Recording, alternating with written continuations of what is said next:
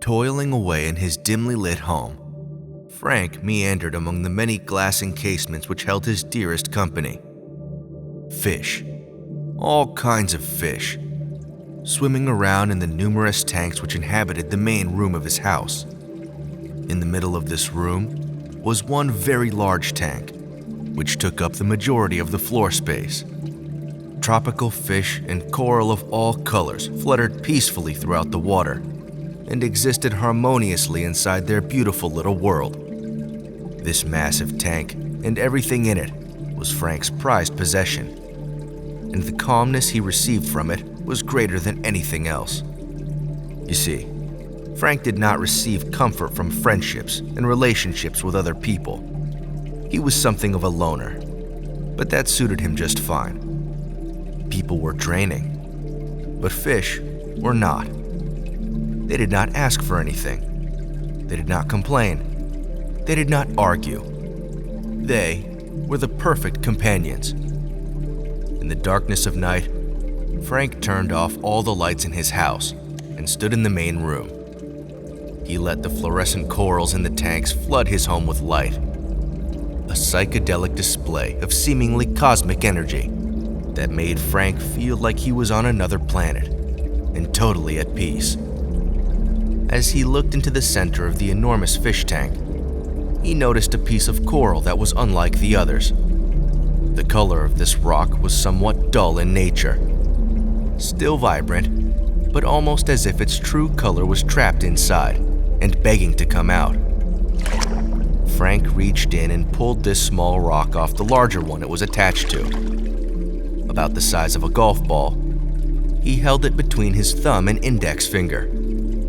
This tiny object held a peculiar kind of energy.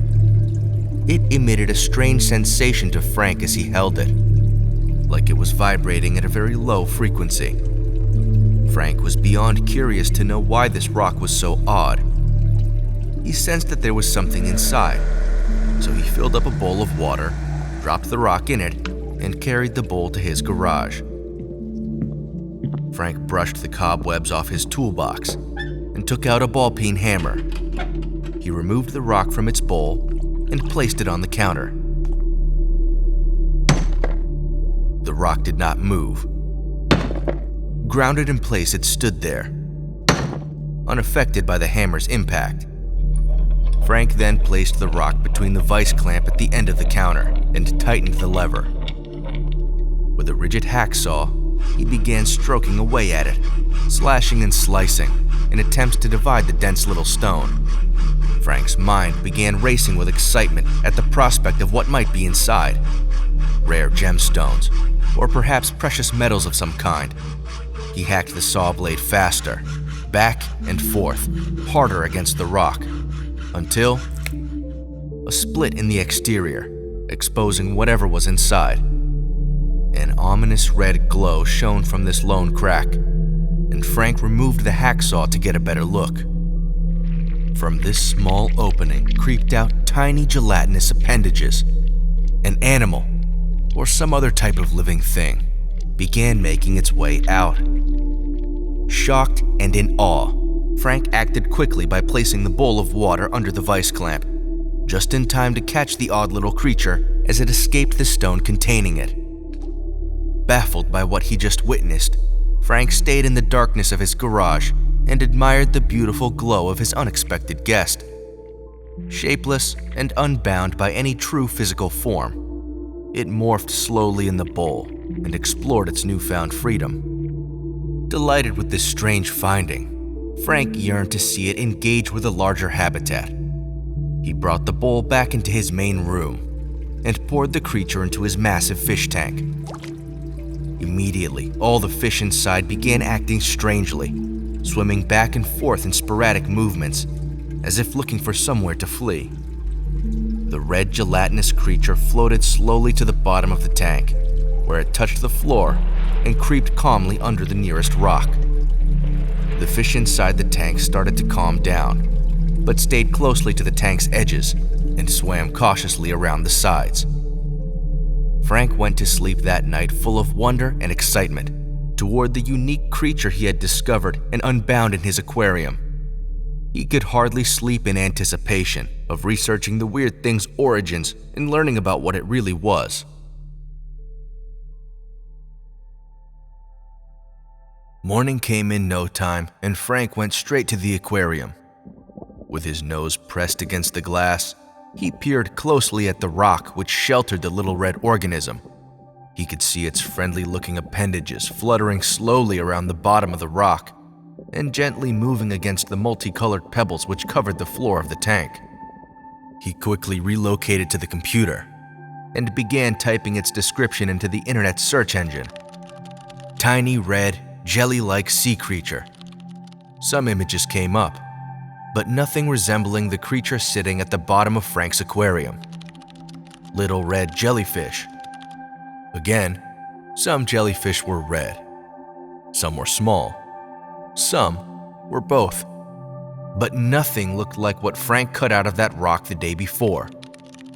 The searching continued, using all kinds of keywords, descriptive terms, and comparisons to other known animals. But nothing could shed light on what the thing was, or even come close to identifying it. Frank was confused, and even a little frustrated by this. But suddenly, he was hit with a wave of emotion, an intense eureka moment that almost put him on the floor. I can't find any information on this weird animal because it doesn't exist. I've discovered a completely new kind of organism, something no one has ever even seen before. This realization almost sent Frank's heart through his chest as he rushed back to the tank and laid eyes on his pioneer discovery. The fish still swam closely to the sides and far away from the jelly-like creature. It was as if every living thing was privy to its presence and operated cautiously because of it. Every living thing but one. Frank's rainbow mantis shrimp, which appeared to have developed a fascination with the little red creature. The shrimp creeped closer to the rock it was hiding under and looked inquisitively at the appendages, as if trying to figure out where the creature started or ended. Just then, one of the creature's soft extremities protruded further out from under the rock and formed itself into the shape of a small crustacean or mollusk of some kind. The shrimp was immediately drawn to this shape and geared up its clubbed fist to punch the tiny red thing. As soon as it did, the clubbed fist smashed against the soft jelly body, but did not recoil. The shrimp was stuck to the creature and fought desperately to detach from it. The more it struggled, the further the creature came out from under the rock and began consuming the shrimp's body. Soon, the entire mantis shrimp was encapsulated by the gelatinous creature, and within 2 minutes, its whole body had dissolved into its captor and disappeared entirely. The little red creature had now assumed its normal shapeless form and was no longer that little. It had doubled in size, and the fish inside the tank now swam frantically to no avail. Frank was astonished by what he just witnessed. Not only the feasting of a larger animal from one so small, but the intelligence displayed by this unique organism. How did it know to make itself into a mollusk shape if it had never seen one before? And how did it know the mantis shrimp to be a predator of such animals?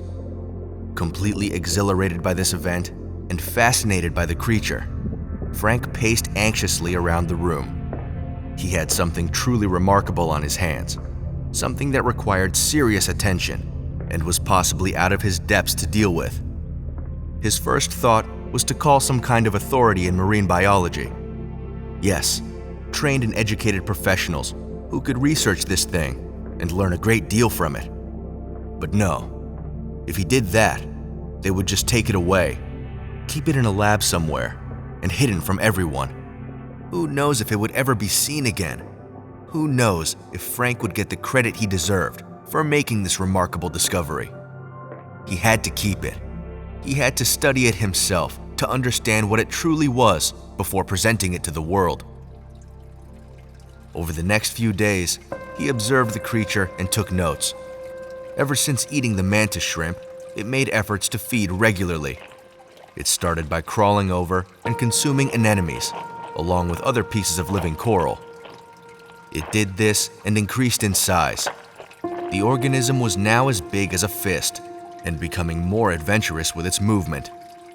It climbed the walls of the aquarium and tried to get closer to the other fish. Just as they did from the beginning, the fish avoided this creature at all costs and stayed as far away as possible. The featureless red creature needed a new plan, so it traveled to the center of the tank and perched itself on top of the highest rock, where everything could see it. It then secretly stretched one of its appendages down the rock and under the pebbled floor, so long and thin that no one could see it, not even Frank. This nearly invisible extension creeped up the wall of the tank, and just as an unsuspecting fish swam by, it was taken and reeled into the middle. When this first happened, Frank had no idea what was going on. It was only when Frank saw the appendage breach the pebbled floor and grow thicker as the fish was pulled closer did he understand. He could not believe how smart this animal was and how quickly it adapted to its new environment. Although it was slow, it was also patient and always found a way to eat. It repeated this technique time and time again until it had eaten about half of the fish in the entire tank. Now, with the number of fish diminishing and the tank much less dense with life, a new method was born. The red creature, now the size of a grown man's head, stretched itself out flat and covered the entire floor of the aquarium. From wall to wall, corner to corner, the whole floor was covered in a light shade of red. It then rose slowly from the bottom of the aquarium to the top, like a two-dimensional filter, forcing all of the remaining fish toward the surface of the water.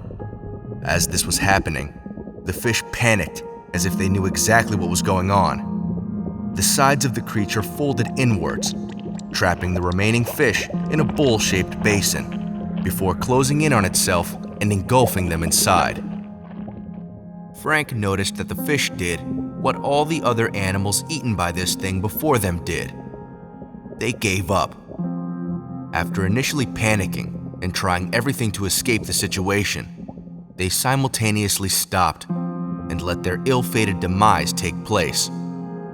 Frank was reminded of how the mantis shrimp did this, and so did all the other fish that were eaten one by one. At a certain point, they all stopped fighting and just let the creature consume them.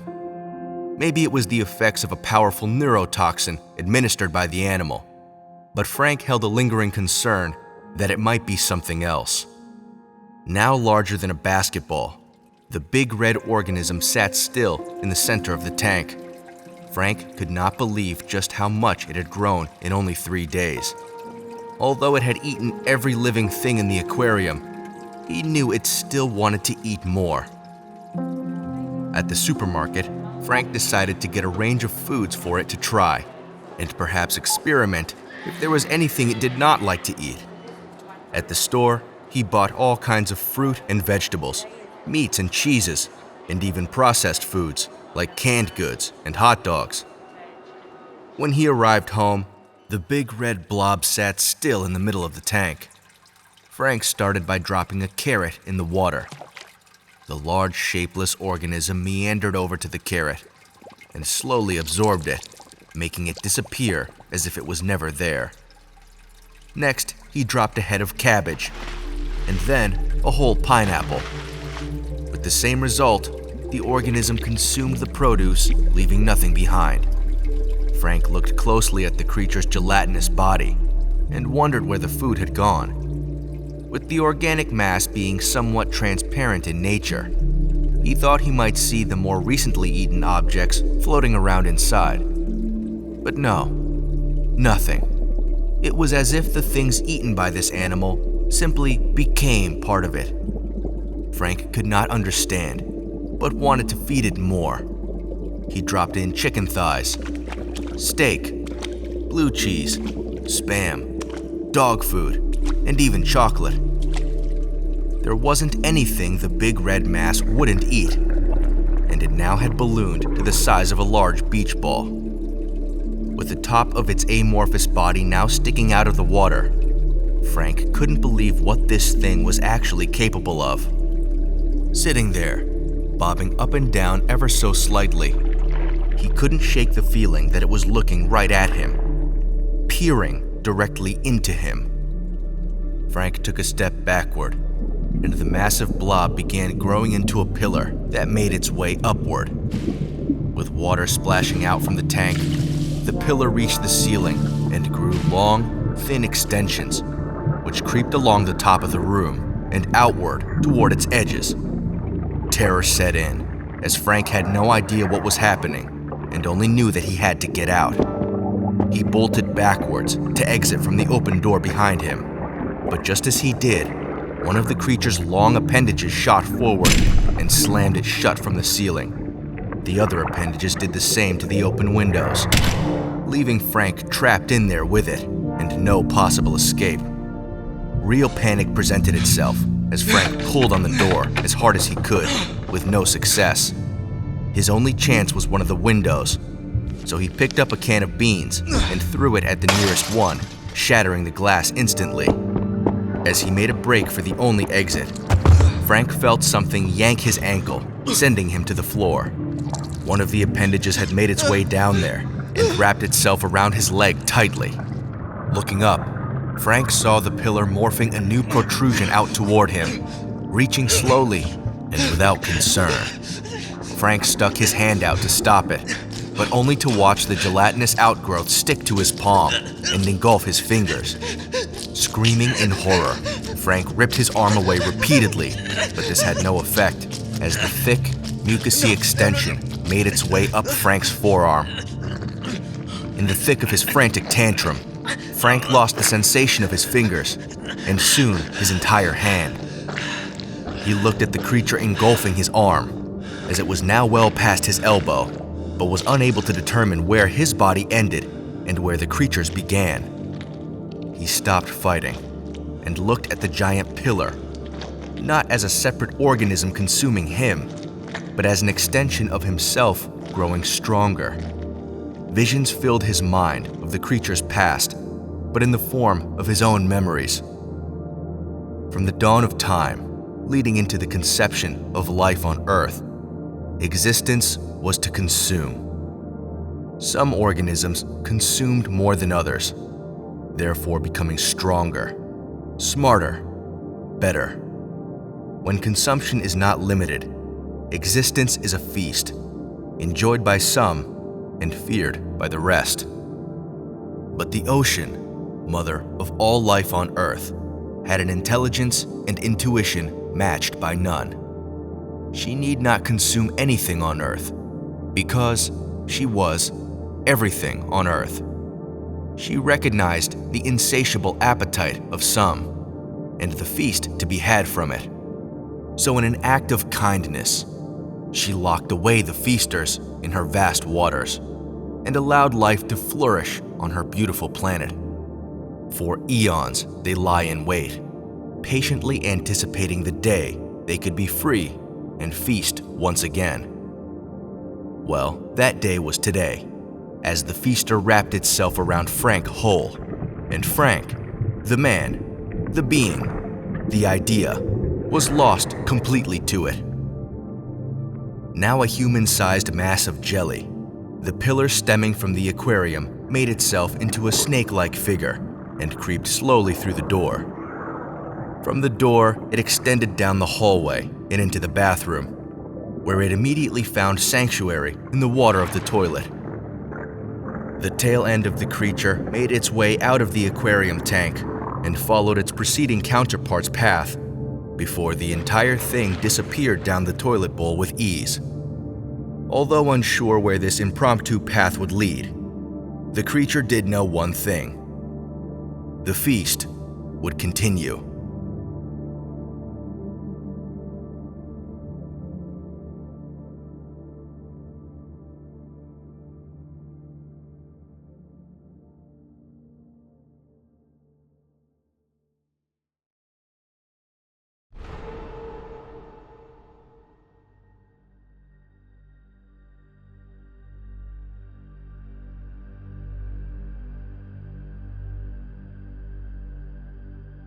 The world I was born into had been set in place long before I ever arrived. The world as I know it is not a world of fear, but a world of rules and routine. Everyone starts each day the same way and ends each day the same way. We all wake up at the crack of dawn and open the doors to our respective bunkers. From there, we go to work. Everyone has a job, a mandatory, government-assigned job, necessary to make sure life on Earth can prosper. Most people have labor jobs, either building things or working in factories. Some people have office jobs, where they handle logistics and paperwork. Anyone who doesn't have a job like that is a soldier. Work is hard, and our jobs aren't easy, but we're blessed to have them. Apparently, in the olden days, some people didn't have jobs and were unable to work. Because of this, they suffered for it. At the end of the day, we all leave our jobs and go back home before nightfall. At home, in the safety of our bunkers, we rest through the night and get ready for another day of hard work. Life on Earth is good. I feel like everyone else on Earth would agree with me. Not because life now is so exciting and fun, but because life before was so difficult and terrifying.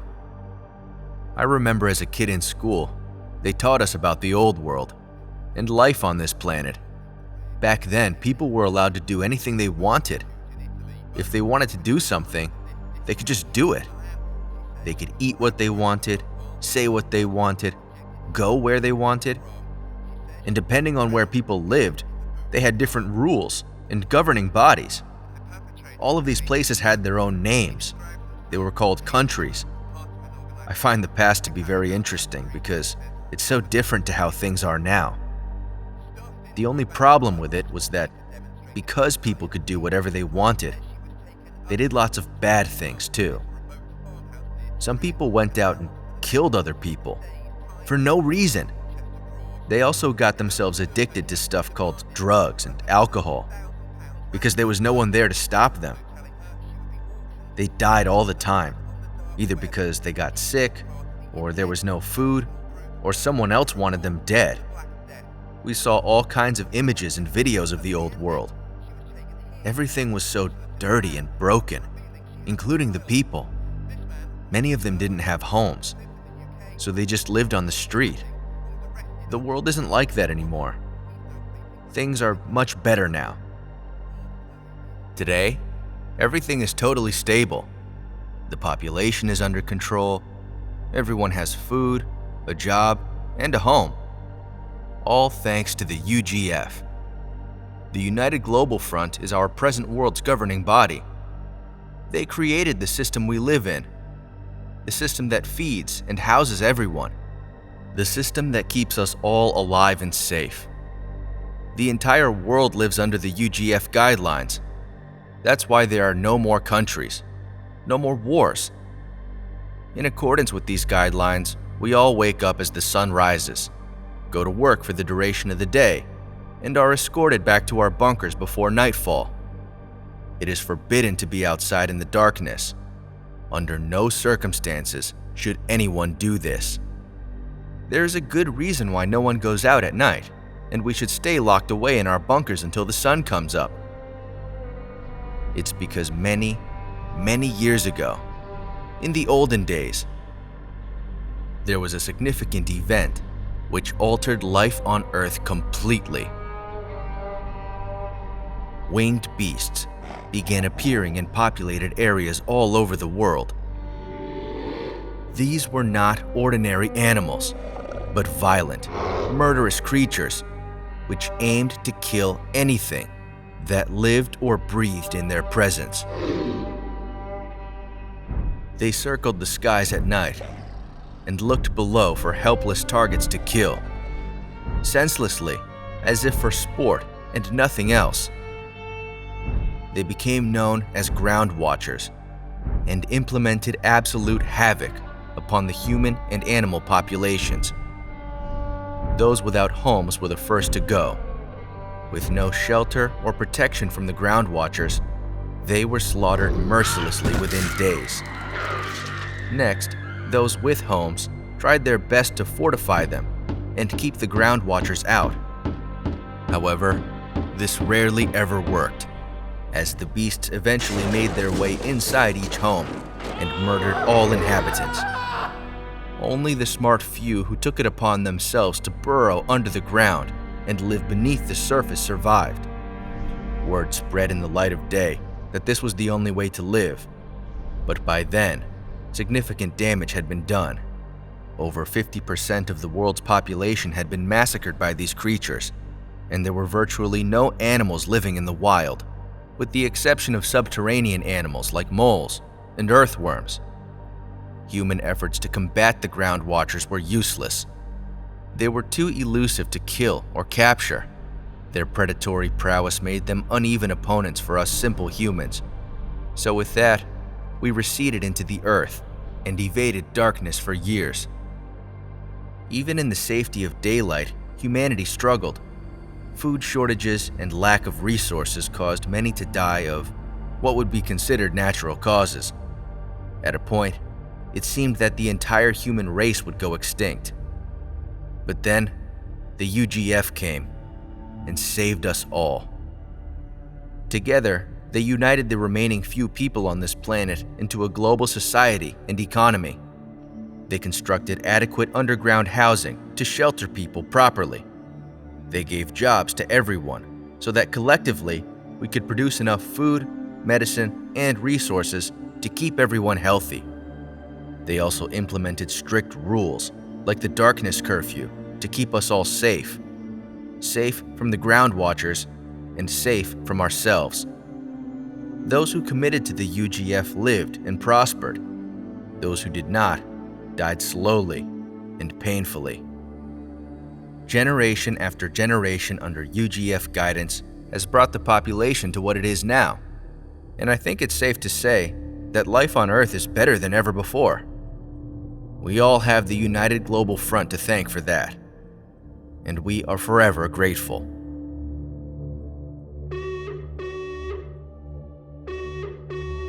My day begins with the sound of our bunker sunrise alarm.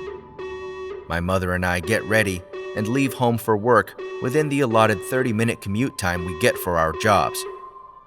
I work in a factory, and she works in an office. We don't talk in the mornings because communications are prohibited during working hours. But when we part on the walk to work, she always smiles, and that's how I know she loves me. At the factory, I work the line, operating machines which help produce feed paste. It's a soy-based substance which serves as the primary protein source for the population. There are many workers at the factory. We all work hard, and no one complains. Complaining is an action of the weak, or sometimes categorized as an old world activity. At midday, everyone has lunch in the canteen. On the walk to the canteen, we are escorted by soldiers. They make sure we sit down properly, and that everyone gets their portion of food. Our meals consist of bread, some kind of soup, and a healthy serving of feed paste. We all eat our meals quietly and without speaking, because of course, there is no communication during working hours. After our midday meal, we go back to work and continue our jobs. Like a colony of ants, we operate, consistently and without faltering. There is pride in the way we operate, the way we produce. If not for our unwavering efforts, UGF guidance would be futile. And if not for UGF guidance, our efforts would be meaningless. Together, we form the world we live in, and the human race is thriving. Later in the afternoon, we have one more small meal before finishing our duties and then going home. The darkness alarm rings from every workplace, street corner, and open area of the city. It signifies that there is exactly 1 hour of daylight left, and that we all must return to our bunkers before nightfall.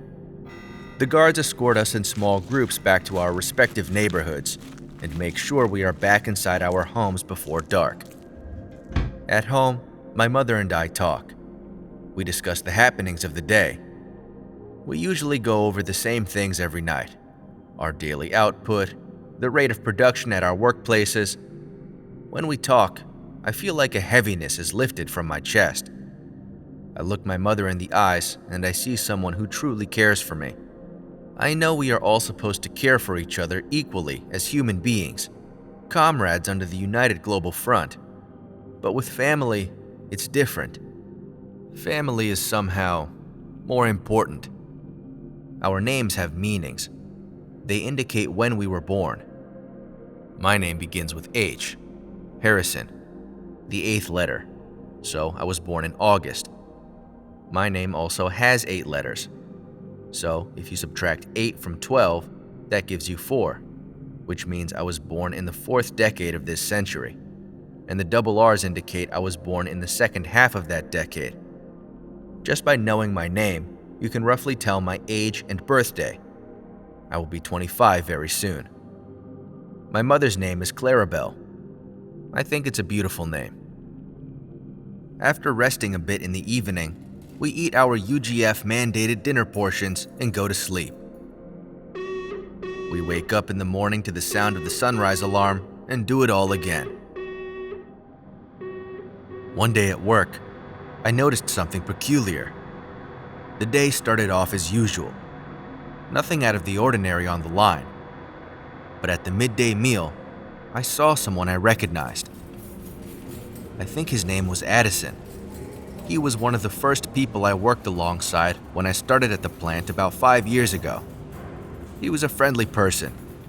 Although we did not communicate, you develop a sort of non-verbal working relationship among the people you share a space with. At a certain point, he had been moved to a different position in the feed paste production line, a position later in production from what I gathered. It had been a long time since I'd seen him, but he looked completely different. Shockingly so. He stood at the table with his eyes wide open, looking at everyone and everything around him, with a kind of shocked expression, almost as if he couldn't believe where he was, or what was happening. Everyone else sat and ate their food, too focused on what was in front of them to notice anything else. I knew I should have just put my head down and ate as well, but I couldn't stop staring at Addison. He seemed so out of place. Just then, his eyes darted across the room and directly at me. The immediate shock felt like a punch to the chest, and I looked down right away. I felt his eyes on me, drilling into me, as if he knew something and wanted desperately to tell me. I didn't look back up or at him, but I knew he never looked away from me. I finished out the rest of the day with that man, Addison, on my mind. Although he did not do anything truly out of the ordinary, I had never seen anyone behave like that before. I went home that evening and spoke with my mother. Speaking with her always relaxed me. I wanted to tell her what I saw, tell her about Addison, but something inside me thought I had better not. Evenings were always more calm. When my mother and I weren't talking, we were reading. We, like everyone else, received the monthly progress reports. It was useful to know what was going on in the world and the rate of production for each sector. With us being in the North American sector, we had the most fertile land and are the leading producer of bread and feed paste in the world. In the progress reports, we are often referred to as the world's kitchen, and that is something we are very proud of. It is also possible to order other texts from the UGF Media Directory. You can order things like informational guides, history books, and fiction. That's how I know so much about the past. I like to read about it. Did you know, back then, people's families were so large that they had names for different kinds of family members? Of course, there were your mother and father, but sometimes they had many children, and the other ones would be your brothers and sisters. But then your mother and father would have brothers and sisters, so they would be your uncles and aunts, and then they would have children, and those would be your cousins. Families could be as big as they wanted. That's why the world was so overpopulated and there were so many problems. Things aren't like that anymore. Now, there is a one-child policy. Because of this, things are under control, and we don't have those problems anymore. There is no such thing as marriage anymore either. Now, when a man is of age, his genetics are taken and kept in a large holding facility. When a woman becomes the optimum age to give birth, she is given the genetics of a man best suited for her specifically. Only when a woman has a child can they live alone in a smaller bunker, like we do. All single men and women live in larger shared bunkers, but segregated by sex in accordance with UGF guidelines. I do not know who my father is. He may be a man out there living in a different sector. He may have been a man who died 100 years ago. I will never know. But I enjoy life with my mother in our home. When she becomes too old to work and is brought to live in an elderly bunker, I will be moved to a men's shared bunker, and I will be very sad. Until then, I will enjoy the time we do have together, as it is important to cherish it, since we weren't supposed to have it. Back at the factory, I worked the line, watching huge vats of feed paste churn and churn and churn. I thought about all the hungry people throughout the world these thousands and thousands of pounds would feed, all of the precious human life this important substance would prolong, and I felt pride in my role in the factory. Sat in the canteen during the midday meal, I stared at my own small portion of feed paste and silently thanked the UGF for our humble life on this peaceful planet. If I were born a few hundred years ago, I could have been a starving young man, at battle with some foreign enemy in a war-torn country. But not here, and not now. I put a spoonful of fresh feed paste up to my mouth, and right as I opened it to bite down, I caught eye contact with someone familiar. Addison, with that same strange focus in his bloodshot eyes, was staring directly at me from the table opposite. I almost dropped my spoon from the sudden shock of seeing him like that, and in a gesture I nearly couldn't believe I was witnessing, he got up and began walking toward me. I was frozen. Disbelief filled my body as Addison approached. Was he going to talk to me? But communication was forbidden during working hours. What would happen if he did? Would the guards intervene? Would one of us, both of us, be punished?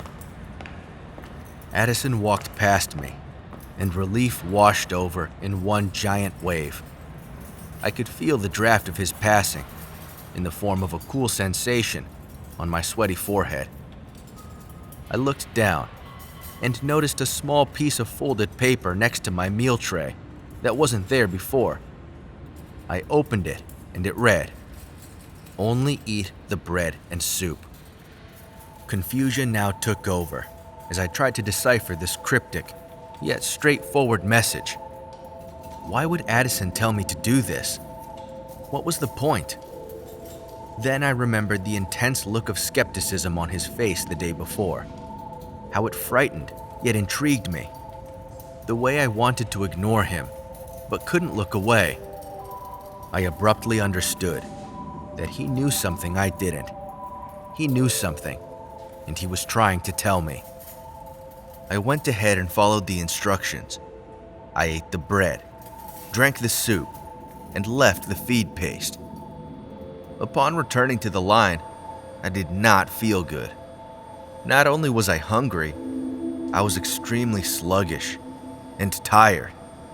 I fought hard to keep my energy up and fulfill my duties without malfunction. At the second meal, I saw Addison again. Once more, he gestured for me to not eat the feed paste. Although I was starving, I felt that there was a point to his insistence. Again, I left the feed paste and carried on. By the end of the day, my feelings toward our work at the factory had changed significantly. I didn't care about how important it was, or about the rate of our production. All I wanted to do was go home. On the walk back, our group walked in silence. I stepped side by side with my mother. She said nothing, and so did I. I thought it strange how we would speak openly at home, in our bunker, but not here among the others. Once inside, I felt like mentioning it to her. The oddness of our behavior outside during working hours, but all she seemed interested in was her office's new policies, designed to increase the rate of production. I was so tired and hungry from the lack of food in my stomach, I ate dinner in a matter of minutes and fell asleep instantly. A new day began, and I felt completely energized. Leaving our bunker, I was ready and enthusiastic about another productive day at work. At least, that's how I felt in the beginning of the day. During the midday meal and the later meal, I remembered Addison's note, and I refrained from eating the feed paste. Throughout the day, my enthusiasm dwindled again, and my thoughts became more critical. I began questioning nearly all aspects of our lives on Earth, pondering intensely about why every waking hour was spent working. At home, I ate dinner and slept immediately, all to wake up with that same relentless enthusiasm I was so accustomed to. I repeated this routine day after day. For weeks, I avoided eating the feed paste at work. I became attracted to the mode of thinking which came from not eating it. Of course, I was tired and hungry all the time. But for the first time in my life, I felt like I was able to actually think for myself. I began noticing how willing and cooperative everyone was to all the rules in place, how they questioned nothing and accepted everything brought to their attention. For instance, bathroom usage was reduced to 3 90-second breaks per day, instead of the previous 4 at 2 minutes each. No one had anything to say about this change at all. Not that they could say anything, with communication being prohibited during working hours. But even if they could, they wouldn't. And why implement this change in the first place? The obvious notion is that it would increase productivity, but there had never been an issue with bathroom breaks disrupting production. So why implement it at all? Even my own mother began to annoy me, only speaking of work, production, the monthly reports, and nothing else. I know people from the old world ultimately killed themselves with their freedom of choice, and that our lives were meant to be much better.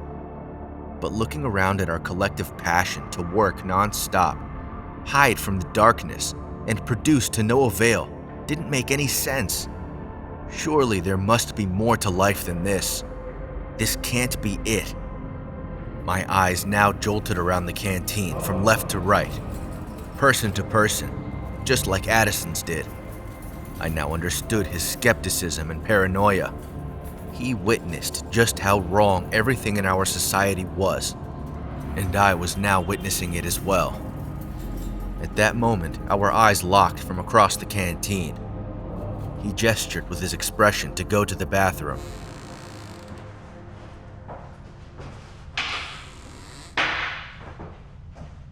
Have you been eating the feed paste? No. Good. That stuff's poison. It makes it so you can't think. Yeah, I can feel it. What's in it? A bunch of different chemicals. Some that make parts of your brain slow, and some that make other parts fast, so you hyper-focus on production. Why do they put it in the paste? Why do you think? Keep you stupid. Keep you working. It isn't right. This is no way to live. They don't want you to live. They want you to work, sleep, and die. Who are they? UGF. They make the paste. They make the rules. And we follow them. Everything they say is a lie. Even the ground watchers. What? No. Yes. They're not real. It's a perfect lie. Tell everyone they'll die without protection. Make them too scared to live above ground. Too afraid to be outside at night. What better way to keep them dependent on your rule? To control them as you wish. But the old world. One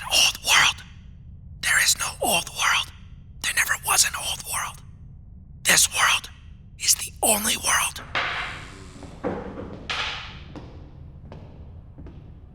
Your 90-second allowance is up. Finish what you're doing and get back to work, comrades. After speaking with Addison, I came to a very sad realization. Not only was that the first time I had ever broken protocol and went against regulations, but that was the first time I had ever spoken openly with another person about things I wasn't aware two people could even discuss. It was exhilarating, and I yearned to know more. At home, I listened to my mother talk about the usual happenings. It was like the idea of another topic was non-existent. I found it hard to believe that I was just like her before, without the notion of a life different to our own. But I was. I had spent my whole life like her. But now, I was unable to think that way. In an inadvertent gesture, I interrupted her. "Mother, if we didn't have to work our jobs for one day, what would you spend that day doing?" She stood right where she was, seemingly frozen in time, as if the question itself made her short-circuit. Her expression was that of worried arrogance. Perhaps the internal conflict of interpreting such a situation was too much to handle. A very long moment of silence passed, before she abruptly suggested we eat dinner. On the dinner tray, I observed a large block of feed paste, glistening in the light. I looked at it, wondering what kind of mind-numbing chemicals it housed, and how to get it into the garbage without my mother noticing. When she got up to get water, I put pieces of it into my cup, until enough had gone for me to clear my plate. Shortly after dinner, we both lay in our beds ready for sleep. My mother drifted off effortlessly, but I did not. Realizing this was the first time I was ever unable to sleep soundly at night, I began to suspect that the dinner portion of the feed paste also contained chemicals meant for inducing sleep. I got up and went over to my mother's bed, where she lay sound asleep, peacefully and comfortably. I nudged her with my hand to wake her, but she did not react. This only confirmed my suspicions that the dinner feed paste was also poison, which should be avoided at all costs. I took the time at night to write down my thoughts. An old typewriter from my mother's office became my new nighttime companion. I put all my thoughts and feelings into text. I explained how unnatural I felt the world was. How, although the old world was flawed, it offered a much more genuine human experience than the world as we know it today. I went on to express the relentless control of the UGF. How a government who actually cared about its people would never treat them as they treat us, like machines to be used, animals to be herded. I wondered greatly about the extent of their lies. Just how far would they go to keep us incapable of freedom? The more I thought about it, the more it seemed like everything was one enormous lie, including the ground watchers. I slowly became obsessed with leaving the bunker at night. Day after day, I left the feed paste untouched, so that I could go home after work and do the same with the dinner feed paste. I was delirious with hunger, but completely clear in thought. Night after night, I wrote on the typewriter and fantasized about opening that door. One day, at work, the atmosphere felt strange, like there had been a change in the air, even though activities proceeded as normal. At the midday meal, I did not see Addison. I didn't always see Addison at the midday meal, but on this particular day, he was nowhere to be found. In the midst of my search, I was blindsided by a startling interaction. "Comrade Harrison, stop looking around the canteen and eat your meal." "Yes, sir. I was just going to eat..." "New policy states that everyone must eat their full portion of bread, soup, and feed paste each and every day. Your senseless searching is hindering your productivity to complete this task. I will wait here and watch you eat it. before escorting you back to the line. Is that clear? Yes, sir. Slowly and begrudgingly, I put a spoonful of feed paste into my mouth. My mind cringed at the thought of those poisonous chemicals entering me, but my body welcomed them with open arms. Back on the line, I was fed and focused. I became motivated to work and unconsciously concerned with production. Although my mind rejected the purpose of this work, my actions relayed otherwise. At home, I spoke with my mother and listened to her go on and on about work. My brain tuned out from what she was saying, mainly due to the fact I had heard these things time and time again. I wanted desperately to speak with her the way I spoke with Addison, openly and honestly, but I knew this was not a possibility, not with her mental state. After dinner, she slept soundly, and I stayed up writing, detailing my hatred for the UGF. I felt so foolish for living the way they told us to, hiding away in a bunker over the threat of unseen enemies. How stupid were we? How stupid was I for cooperating with their illusion? I stood up, walked toward the door of our bunker, and put my hand on the latch. I squeezed it tightly. No, I could not. Not tonight. The next day, at our midday meal, I observed the soldiers walking carefully around the canteen. They kept a very close eye on each and every one to make sure all of us ate everything on our trays. Why did they suddenly implement this new policy on us? Why was it so important to eat every spoonful of feed paste we were given? Control. Unprecedented control. With our minds occupied and our fear high, absolute control was easily achievable, and that's exactly what the UGF got.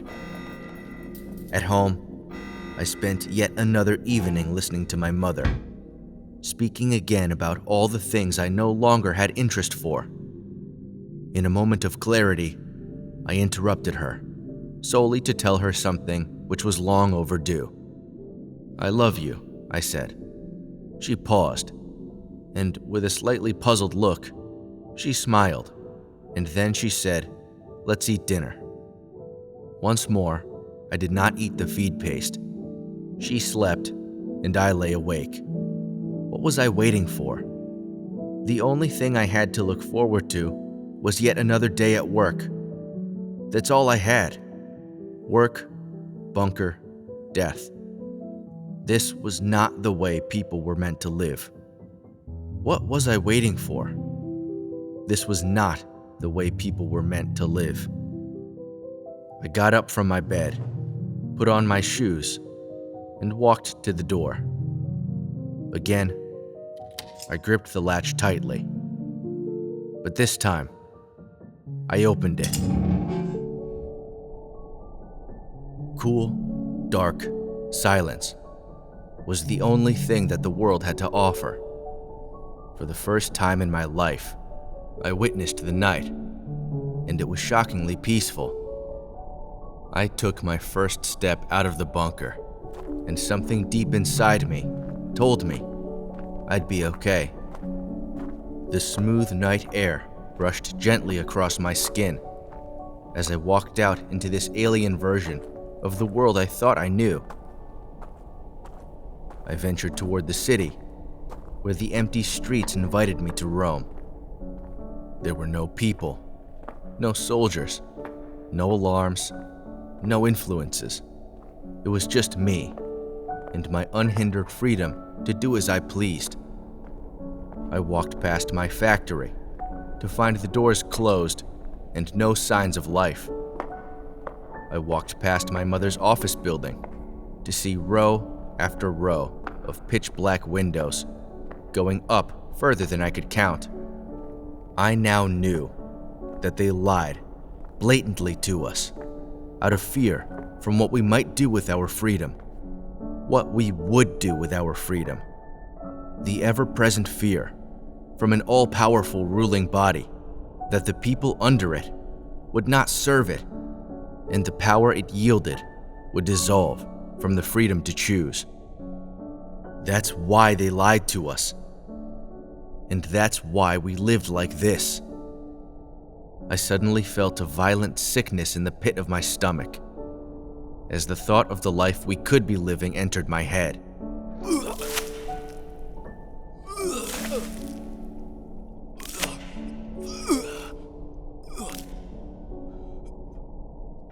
To make matters worse, my sense of freedom was cut short by unexpected visitors. Comrade, what are you doing? You lied. Being outside at night is forbidden. You lied to us. Get in the Jeep now. No, you... What was that? Don't panic, soldier. We have to go. I said, don't panic. It's up there. It's up there. It sees us.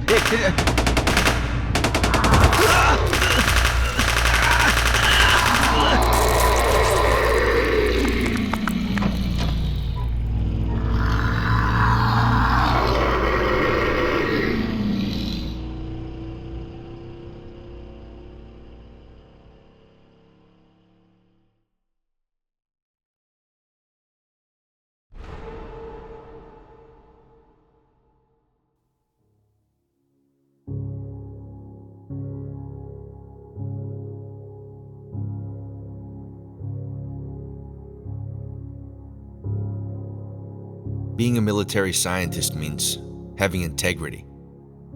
The integrity to follow protocols. Integrity to withhold government secrets from foreign enemies. Integrity to remain loyal to your country and its people. It's also, if I'm being very honest with you, quite boring. Day in, day out, we run experiments, gather data, crunch numbers, and draw conclusions about things the general public wouldn't even consider caring about. I don't blame them. Like I said, it's boring. I bet most people wouldn't even understand how information like this could be a threat to national security. But it is, and so we keep it secret. It's a thankless job. People don't say thank you for your service when they see me. Then again, I don't wear a uniform, and technically my employer isn't the US military. I work for a private company, but we receive all of our funding from them.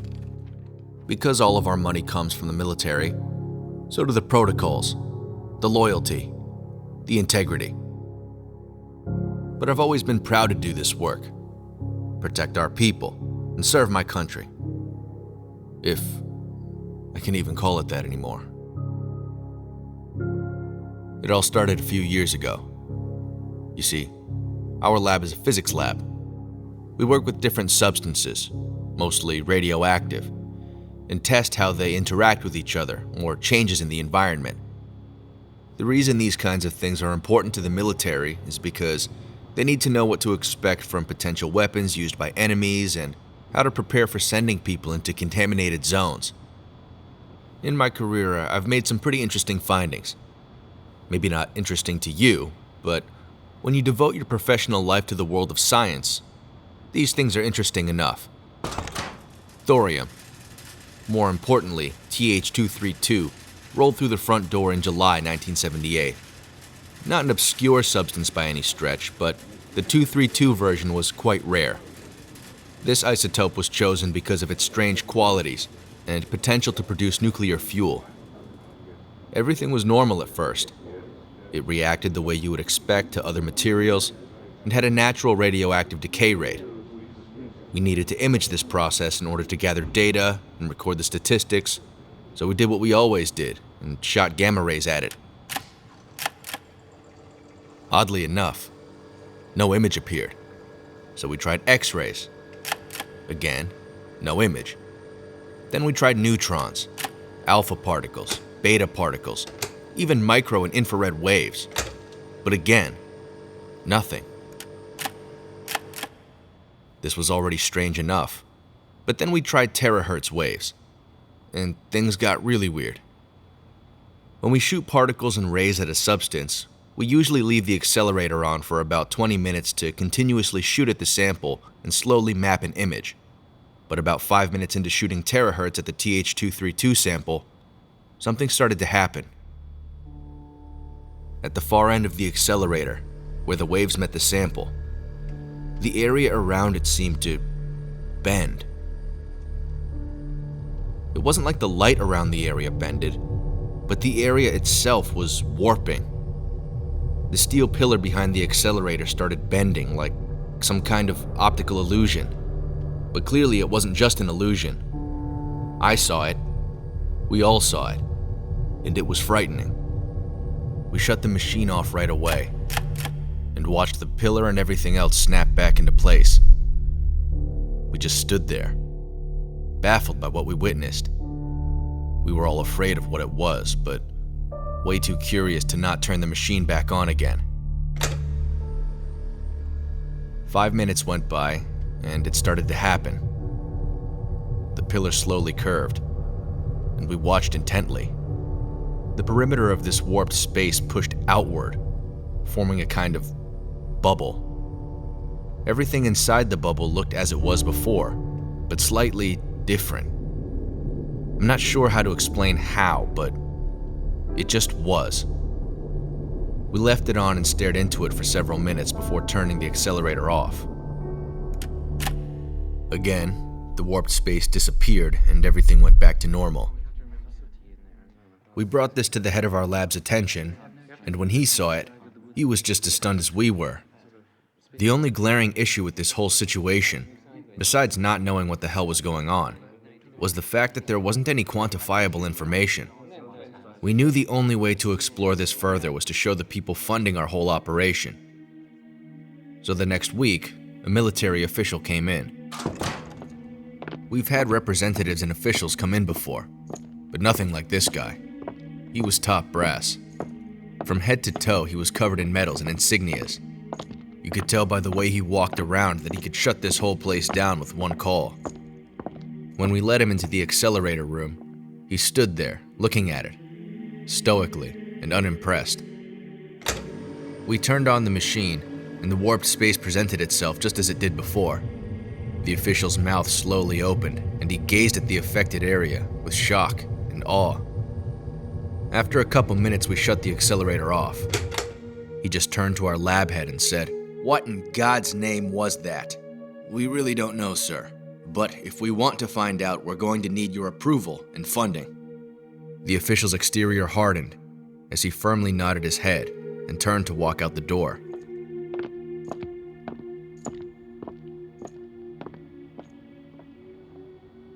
If his cold nod wasn't approval enough, the funding that came in after certainly was.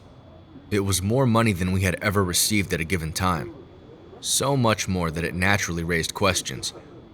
We were told to keep all of these experiments and information secret, completely internal.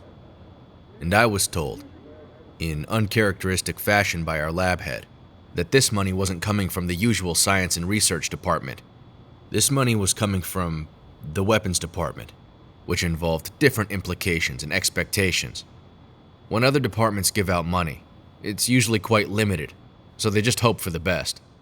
When the weapons department gives it out, there's never a limit, so they expect results. We built a whole new test facility for this TH232 and terahertz reaction that we had discovered. It had a special area to house the affected zone, and a brand new particle accelerator that could shoot way more waves as well as concentrate them immensely. All of this was very new to us as a team, but I must admit, in the beginning, it was all very exciting. We started by trying to get as much quantitative data as we could out of the affected area. Temperature, radiation levels, humidity, anything. But just like the images we tried to produce, we got nothing. Then we tried putting a camera in there, but it seemed that any kind of image capturing devices placed in the affected area stopped working. Since there were no signs of radiation or signs of anything physically harmful, we started placing animals inside. At first, we used mice. Nothing remarkable happened, but then we turned up the concentration of terahertz waves. The mice immediately became frantic, squeaking and scurrying all over their cages. This was the first piece of data we could extract from our experiments, and none of it was quantitative. I quietly became obsessed with this experiment and grew wildly curious about whatever was inside the affected area. There had to be something science could properly define. For the first time in my life, work followed me home. I thought non-stop about this strange reaction discovered at our lab, what it was, and what it meant. I lay awake at night, staring at the ceiling and the stars out the window, just wondering. We repeated the experiments on all kinds of animals, with the same results.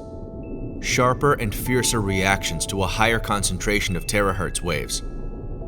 Across the board, the animals acted more panicked and frightened when inside a more concentrated and intense affected zone.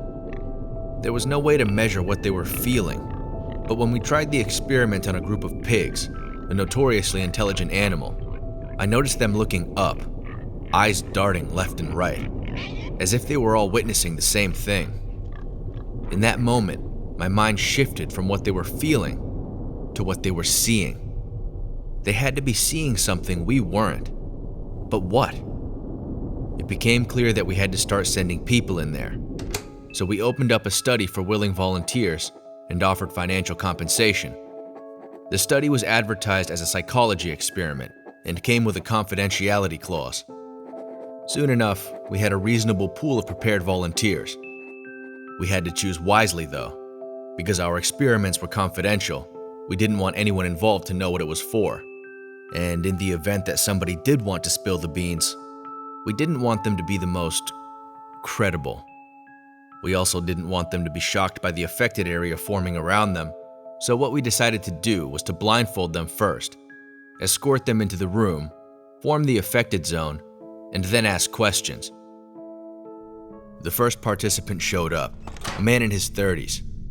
Seemingly competent, but not remarkably intelligent from what I could see. Hi, you must be David. Yeah, that's me. Okay, I'm gonna need you to put this blindfold on before we head into the other room. Whoa, why you putting that on me? It's just, it's protocol, sir. All right. I put the blindfold on him, and we walked clumsily into the test area. I sat him down in the chair and said, Okay, David. I just need you to sit still, and in about 5 minutes I'll ask you to take the blindfold off. After that, I'd like you to describe how you're feeling and what you're seeing. We turned on the accelerator and shot the lowest concentration of terahertz waves we could to form the area. The slightly warped space grew around the subject. We let him sit in it for a minute. David, you can take the blindfold off now. How are you feeling, David? Yeah, I feel fine. Good. And what do you see? Nothing. Just the room. Turn up the concentration. How do you feel now, David? I told you already, Hey. I see something. Hey, what do you think you're doing? Hey, pal, come on, what's the big Hey, idea? he's freaking out. Turn it off. Hey, what the hell was that? I don't know what kind of test you're running over here, but I want to get out. We let him out of the test room and brought him into an interview room to ask questions. David, we saw you got a bit distressed in there at one point. Can you tell me exactly what happened? Well, you saw what happened. What the hell kind of place is this? Please just describe to me exactly what you experienced. What do you mean describe it? You were there, you don't need describing. How so? Boy, for a bunch of college smarty pantses, you sure are stupid. Let me spell it out for you. You walked in holding another fella's hand, he was blindfolded just like I was, and you tried to sit him on my lap. What? You heard me. You tried to sit him on me. And when I got up to push him away, you two were gone. What did he look like? He was old, okay? What was he wearing? What was he Now I know this place is full of sugar. He had brown pants, suspenders, and a green checker shirt, like a farmer. Is that good enough for you? Now let me out of here so I can get my money and forget this ever happened. All right, this was the most compelling evidence we had gathered thus far. Not one of us in the control room saw anything even remotely close to what he described.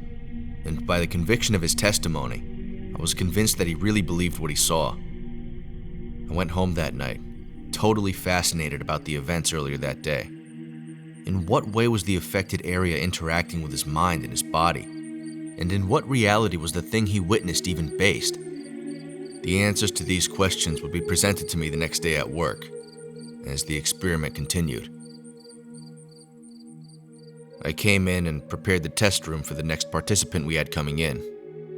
As I was getting everything ready, I couldn't help but think how strange of a reaction the first participant had to the affected zone.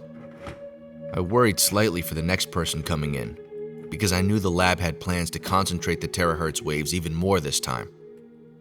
I went to open the door for the next test subject, and was stopped dead in my tracks as soon as I did.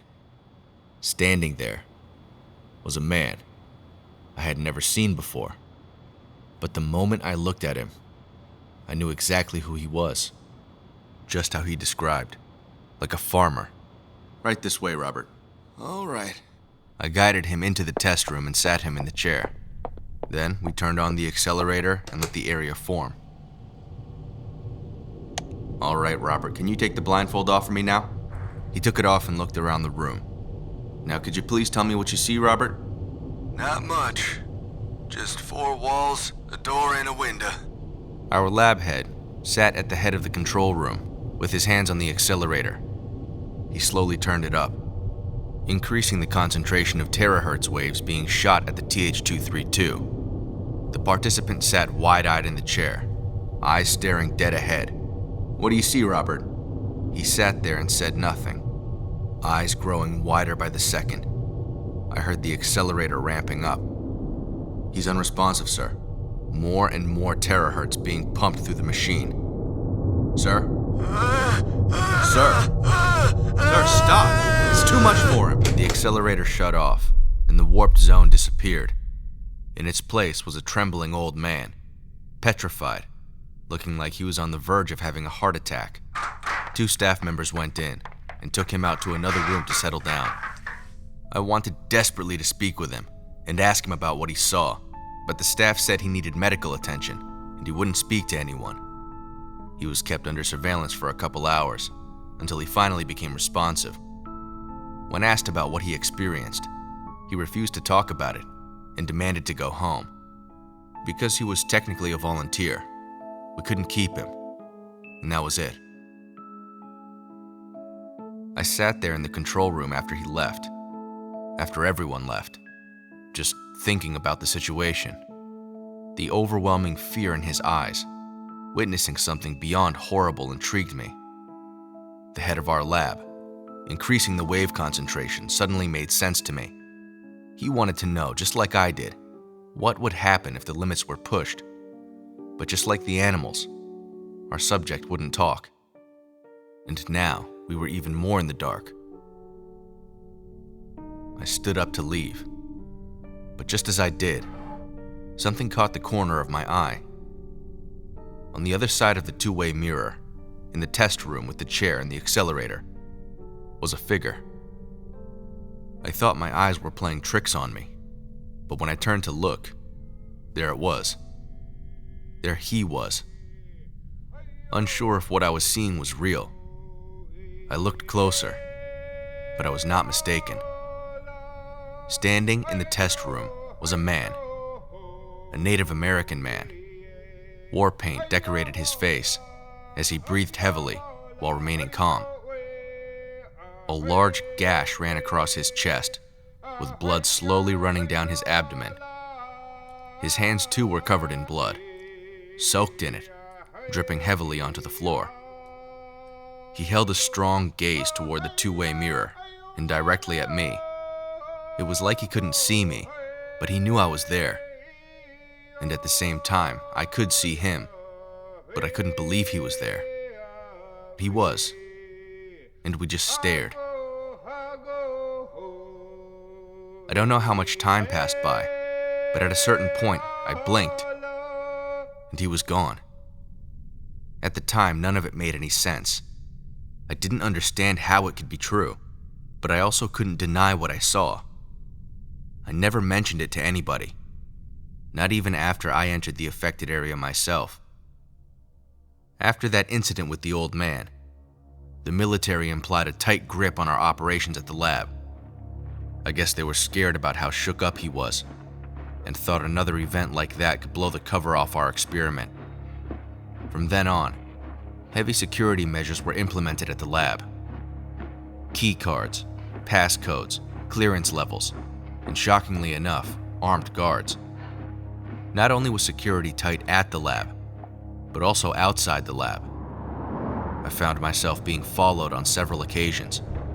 Usually when I was driving, I would often be tailed by some men in an unmarked SUV. Sometimes they would follow me home, and sometimes I would see them parked across the street in the middle of the night.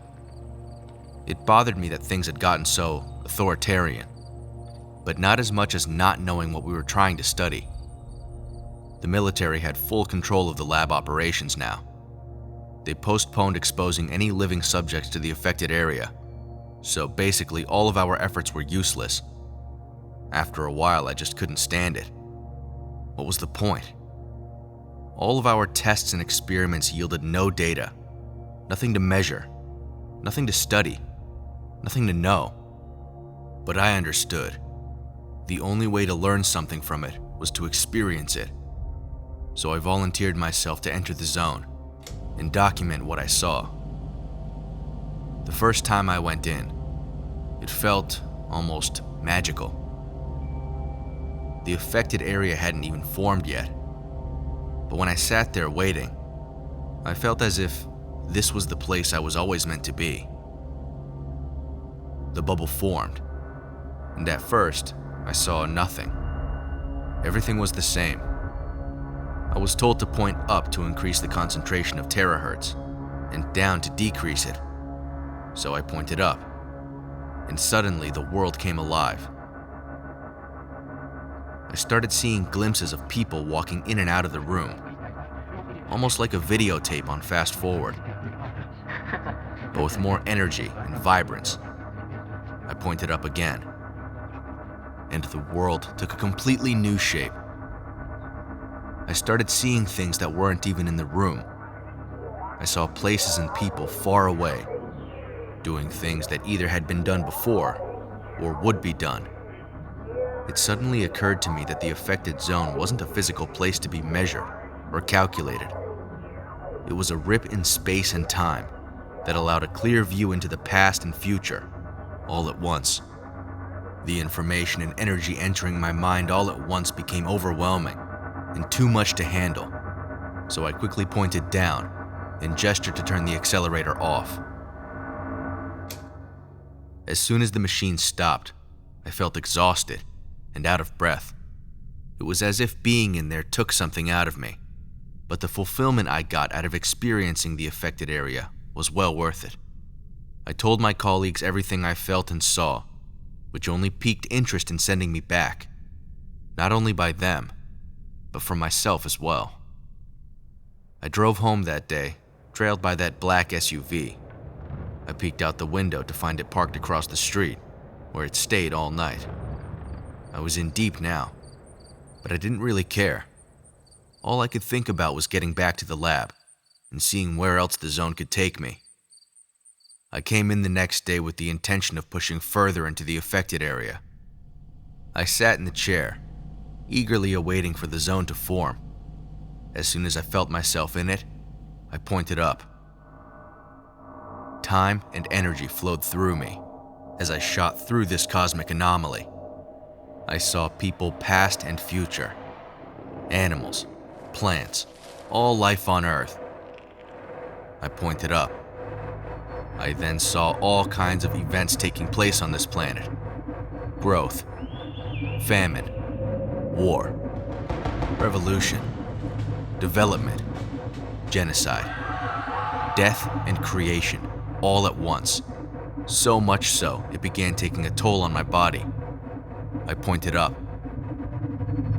Now I was hurtling so far and so fast through the past and future, none of the things I saw were even recognizable. It was all matter, moving through the universe naturally and on a guided course. Although I could not identify exactly what I saw, its movements and actions resembled the things and events I could recognize here on Earth. I tried to point up again, but I simply could not. I fell forward out of the seat and the machine shut off. I explained everything as best I could to my colleagues after, but it was quite difficult to explain or comprehend. By the time I started talking about what I experienced toward the end, it was all just word soup. I wasn't really making any sense. It all made sense to me, but transferring that information was very difficult. They asked me how long I felt like I was in there for. When I thought about it, I honestly didn't know. It couldn't have been that long. So I said 30 minutes. That's when they informed me that I had been in the affected zone for a mere 1 minute and 15 seconds. I was shocked. I thought I had undershot my guess by a mile, but it turned out that I had overshot significantly. I explained to them that I had reached a point where my mind and body could barely handle the strain put on it by the affected zone. I had reached a threshold of sorts, but I wanted to go deeper. I had to know what lay beyond the cosmic boundary I so violently crashed into. It was decided that the next time I go in, the control room would increase the terahertz waves consistently for 2 minutes before taking me out. Because of the physical exhaustion I endured from this last test, I would have a week to rest. In that time, I thought non-stop about the affected zone. I pondered endlessly about what it meant and what was to be learned from it. Exposure to the area completely opened my mind about what life on Earth meant, what the significance of existence was, and the fate of all things in the universe. As you know, we all experience time in a linear fashion. But if you take away that linear perception and experience eternity as one gigantic moment, your tiny little life on Earth becomes insignificant. However, all events big and small seem to resemble each other in one way or another. So perhaps viewing ourselves as representations of the greater cosmic endeavor, and not just an unseen, unheard part of it, would make all existence more meaningful, more important. I became fascinated with this simple idea, and wanted nothing more than to push the limits of the affected area, breaking through the cosmic barrier I hit last time. In the days leading up to my next test, I tried to explain to everyone my interpretation of the things I saw in there, the significance of these findings, and how they could better humanity. The only things they seemed to care about were getting weapons and intelligence tools out of this work. They asked how viable I thought it would be to use the affected zone for locating individuals at any given time or place on Earth. Such a stupid, small-minded question, but I went along with it and said it was probably quite viable if they sent me deep enough into the affected area. I didn't really care. I just wanted to break through. The day finally came, and I sat in the chair with a leather harness attaching me to it. 2 minutes of steadily increasing terahertz waves, shooting at the TH-232 sample, with me on the other side of the accelerator. They asked if I was ready. I said yes. I felt as if I had been waiting for this moment my entire life. The machine turned on, and I waited. I was propelled into the near future. I saw remarkable technological advancements, from times new and old. Shooting further in both directions, time stretched, and I witnessed every significant event on Earth unfold simultaneously. The intensity increased, and now I was thrusting through the known universe, without control. Everything was matter, whether big or small, belonging to the same forces and currents moving them. My body felt like it was about to break. I could feel myself pushing against the barrier, which contained all things our simple human brains could comprehend. Just when I thought my mind was going to implode, the barrier broke, and I was projectiled into a dimension bound by nothing. Time and space did not exist here. There was only energy, moving freely, but with conviction. I don't know how I knew, but without a doubt, these forces were the ones that controlled everything in the universe. Matter, thought, action, and emotion were all dictated by these untamable powers, flowing without judgment or reason. It was the most beautiful thing a human being could ever imagine. Slowly, but suddenly, a new force of energy appeared. But this one was not like the others. There was a darkness to it, a void. It almost seemed like it had a consciousness, and it was alive. As soon as it manifested itself, I knew it was coming for me. It reached out and formed a shape that I could only comprehend as a hand. This hand wrapped itself tightly around me and filled me perfectly with fear, disgust, and hopelessness. I felt it moving me back through the affected area from which I came, back into the world I previously knew, and back into the test room with the particle accelerator. I was now about 5 feet off the ground, held in place by this shadowy hand, just outside the affected area. This thing had breached out of its own dimension and made its way into ours. The test room door flung open, and I could see commotion and panic taking place on the other side.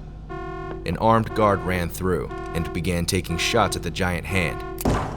It dropped me and moved over toward the guard, firing his rifle at it. The hand opened its palm and faced it at the guard. With a clear view from the ground, I watched the guard slowly stop firing, drop his rifle, and then explode. The accelerator then started vibrating and making strange noises as smoke poured out the end. The affected area then began pulsing and moving without stability. All in one motion, the dark hand was sucked back in, and the area disappeared with it.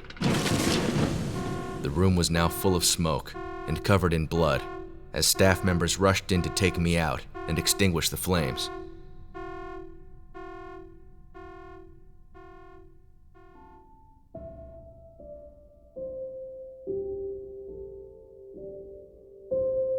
I never really recovered from that event. I was taken immediately to a military hospital, where I fell into a coma shortly after. When I came out of it eventually, my mind and body had developed into a vegetative state. Now I can't walk, I can't talk, I can't eat. All I can do is think about what the universe really is. They say eternity is never ending, but to me, eternity is always happening.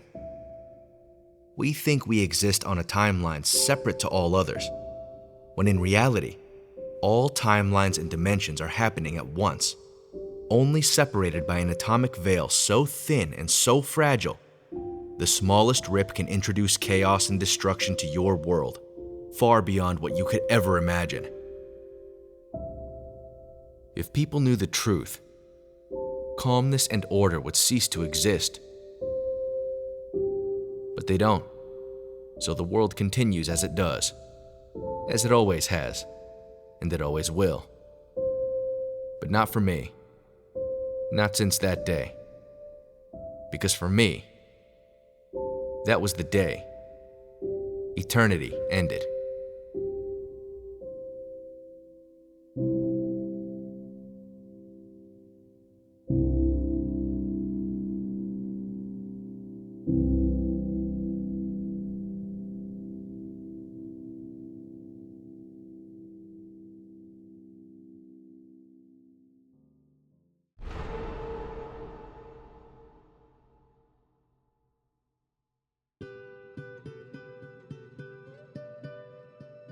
The sun rose up on a misty summer morning, just outside Darren's trailer, light splintering through the trees, as he fumbled the video camera tripod next to the smoky campfire which had recently extinguished. Placing a fold-up lawn chair by the front door, he set up the shot and pressed record with the nervous energy of an excited teenager. All right, y'all. I'm here recording this outside my trailer to tell y'all about something real strange that happened last night. It was about 2 or 3 in the morning, and I'm a bit of a night owl. It was late, and I started to hear a weird sound coming from outside. So I looked out the window to see a light, kind of shining through my blinds. Now, at first, I thought it was someone's headlights, and I thought, who the hell would be driving down here this late? But then, I noticed that it was coming from up above. Now, it was too bright to be the moon. So I said, what the heck? And I went outside. What I saw outside wasn't anything I can properly explain. Right above the trees over there, just behind you, you can't see it looking this direction, but just behind you was this huge, glowing, floating orb, about the size of a minivan or something. It was just right there, kind of gently bobbing up and down. Now, I've heard of these things before, UFOs or UAPs or whatever you want to call them, but I have never in my life seen one before, let alone one this up close. I mean, it was right there. I couldn't mistake it. And I know what you want to say. You're going to say I'm crazy or I don't know what I'm talking about, but believe me when I say I am the first one to be skeptical. I'm the very first one to point out when something seems fishy. But this thing I saw was as clear as day. There was no mistaking it. And I know I saw it because it saw me. I mean, you know how they say UFOs sometimes kind of have a mind of their own? Kind of like they're alive in some sort of way? Well, this was like that. This thing, even though it didn't move or do anything to suggest it was alive, I could just feel it and know it in my heart. It was looking at me, recognizing me, trying to understand me. All right, this might not make much sense now, but it will. I'm gonna catch this thing on camera, and you'll see. You'll see what I saw. Darren retired to his trailer, where he formulated a plan to capture this phenomenon and document his efforts along the way. He decided not just to show the world this strange orb of light, but to tell his story and make a film that would be talked about for ages to come. Alright, so last time I didn't really do a good job of explaining myself. Sorry about that. My name is Darren Jackson, and I live here in Pushmataha County, Oklahoma. I stay right there in my big, beautiful, double-wide trailer, as I have for the last 8 or so months. And I really like it out here. It's some of the most beautiful land on God's green earth. A little about me. I'm originally from Georgia. Moved around a lot growing up because my dad was in the military. When I was real young, we left Atlanta and moved to Virginia for a little while, then down to North Carolina, and then over to California, and after that, Texas. I've been everywhere, man. And I can say with the utmost confidence that Pushmataha County is the most beautiful place in the world. You know, I kind of like being from all around. I don't feel like I really belong anywhere, but at the same time, I can kind of exist everywhere, if that makes sense. I don't know. Anyway, the incident last night. Like I said, it was about 2 or 3 in the morning when I saw this thing. And I can't even begin to explain to you how real it was. The whole time I was just thinking, oh my goodness, people have got to see this. So I ran back inside to grab my camcorder or my phone that's got a camera on it, and I'm stumbling through the door, fumbling in the dark, trying to find something to record this with, and finally I get my hands on the phone. But when I get outside, the thing's gone. Just completely disappeared. I'm left out here thinking, did I really see what I think I saw? At first, I even thought I was crazy, but I know what I saw was real because I got evidence. I can show y'all that tomorrow. Tonight, I'm gonna stay up and wait for this thing to come back, and this time, I'll be ready. Darren stayed up all night by the fire, waiting for his glowing orb to return. He never took his eyes off the sky and watched diligently, hoping for any sign of the previous night's visitor. Unfortunately, the orb made no appearance, but Darren was still determined to tell his story. Now that it's light out, I'm gonna show you the area it was in before. It was in this clearing a short walk from my trailer. It was kinda tucked in this little open spot. It wasn't above the trees at all. Right here. Right over here. Here it was, about 10, 15 feet off the ground in this little area.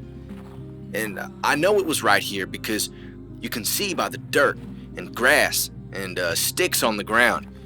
You see here? Everything has been pushed outwards from this very spot. Almost like something propelled them away from the middle, making this circle of dirt and twigs around where the object stood.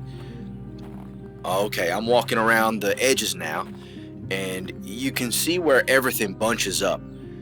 This is physical proof that something was here the other night interacting with the tangible environment. I'm just gonna grab a few twigs and a little dirt, stick it in my pocket here, then send it off to a lab somewhere or something. And I bet you they find something extraterrestrial or anomalous from this evidence, but not before they see my footage. The footage I'm gonna get of this thing tonight. The time was now 2:37 a.m., and Darren was slowly awoken by a whirring sound just outside. In a daze, he was not sure where he was or where the sound was coming from. The light from his window suddenly snapped Darren's mind back into action.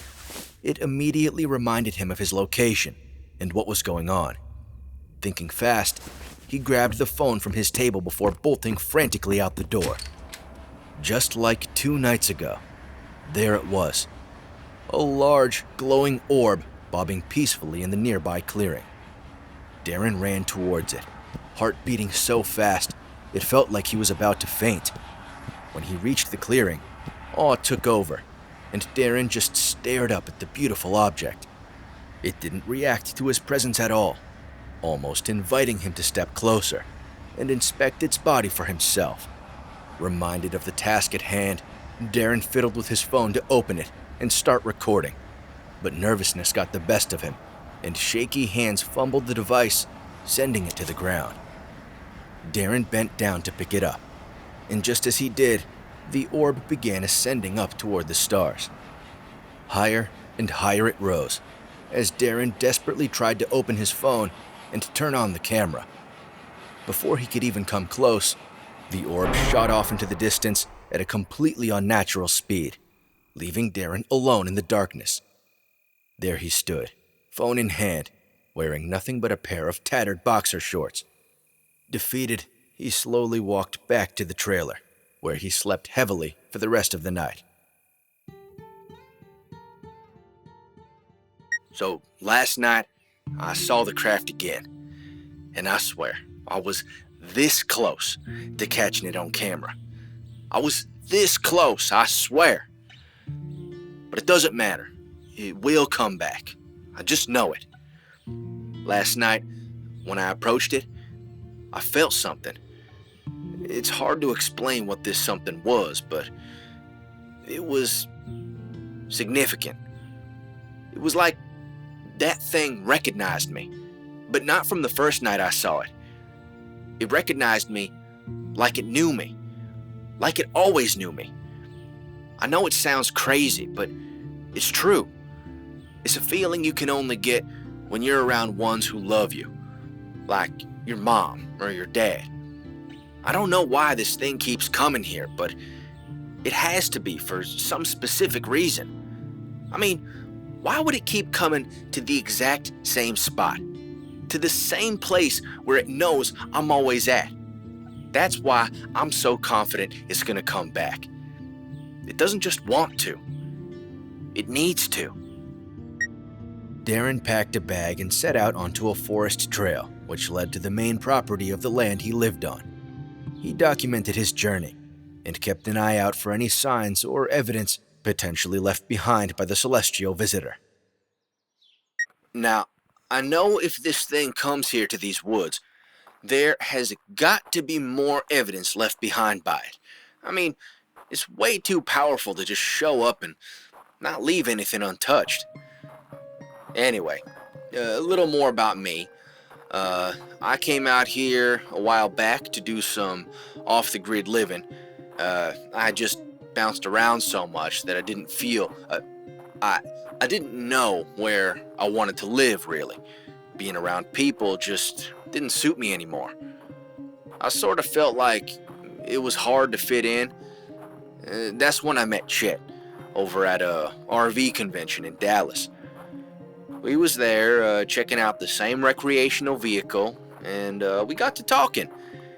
He ended up telling me about this big property he's got out here in Oklahoma. Now, I had expressed interest in an off-grid living situation, and that's when he offered to rent me a small plot out here on his land. The idea sounded pretty nice, so I went and bought that vehicle we was looking at and came up for a visit. I tell you, as soon as I arrived at this place, I was in love with it. I mean, you got fresh air, big, beautiful trees all around, mountains in the distance, and best of all, not a soul to bother you for any reason whatsoever. It's just, oh, look at that. You see that right there? That is a perfectly round break in the foliage right here. You can see that for quite a distance, the branches in the trees form a perfect hole leading off into the sky. The orb must have flown right through here, in this trajectory right here. Nothing else could make such a perfect break in the trees. It's magnificent. Just the pure power of that thing blasting through here. Oh, imagine that. Just going wherever you want at the speed of light. That's gotta be something else.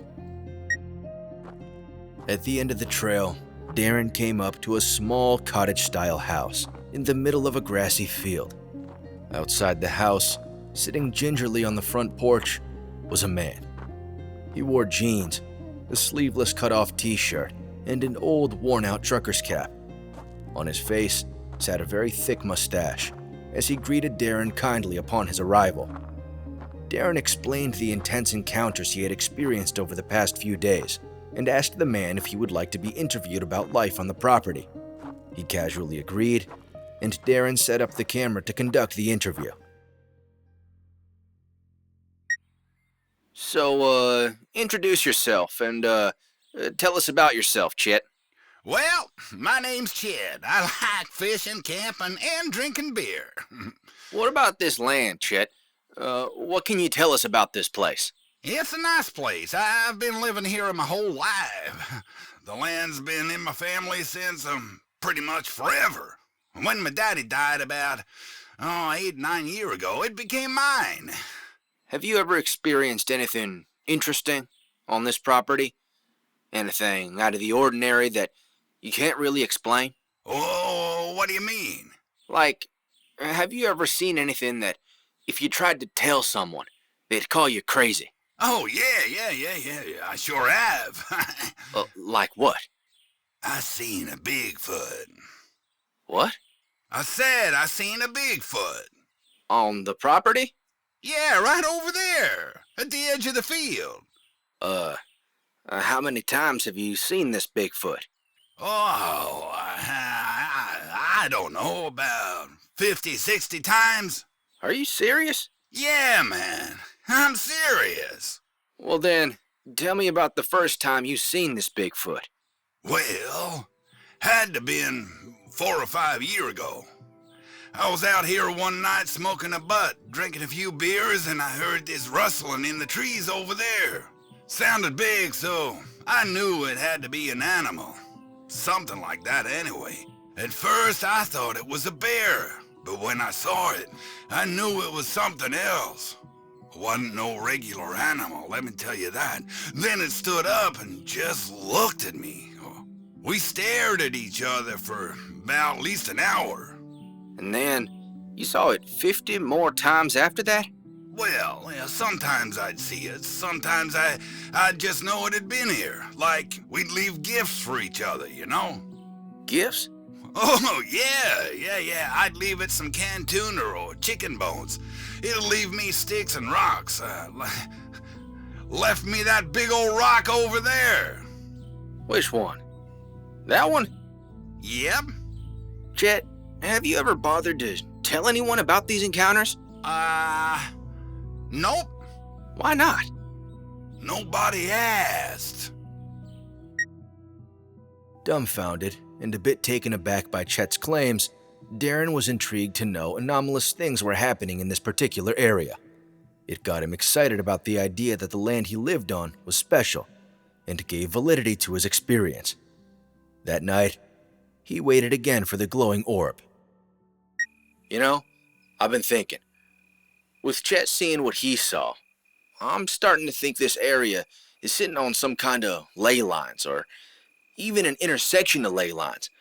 I mean, what are the chances of these two separate, unexplainable phenomena happening in the same place? And what's to say it stops there? Maybe more extraordinary things are happening that we haven't even seen yet. I mean, I don't know. I just feel like it can't be for nothing, you know? I just wonder what it is. This flying object keeps showing up here, and I know it'll be back. I just wonder what for. Ain't nothing out here. Nothing except me, but maybe that's why. Maybe it wants to see me. Maybe it wants something from me. Hey, it's back. There it is. Almost on cue, Darren's video camera ran out of battery as the orb settled calmly into the clearing nearby the trailer. This time, it lowered itself down very close to the ground, just inches from the earth below. Darren approached the object, stunned at how close he was able to get to it. In that moment, something compelled him to reach out and put his hand on the craft's surface. His palm touched the glowing orb, and a sudden rush of memories flooded his brain. He was immediately able to remember and relive every moment of his life, the powerful sensation quivering through every atom of his terrestrial body. More and more vigorously he seemed to tremble, until the vibrations became so fast and so frequent, this furious oscillating soon turned into a peaceful hum. All the pain and sorrow Darren had ever experienced in his lifetime slowly dissipated into the ether around him. He was in a state of pure nirvana.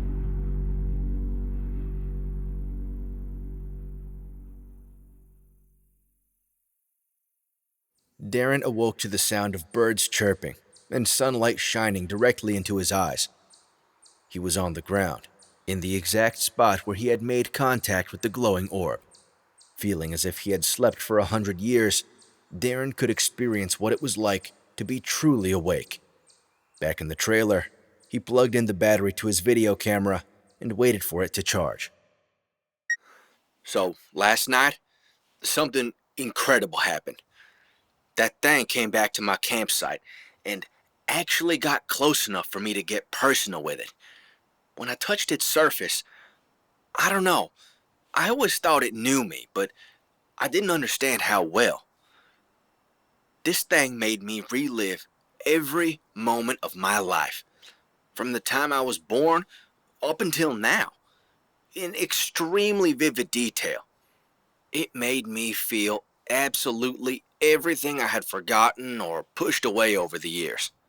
And it's crazy because I'm about 42 now, which in the grand scheme of things is pretty much no time at all, but it's just downright unreasonable how much you can forget in such a short span of time.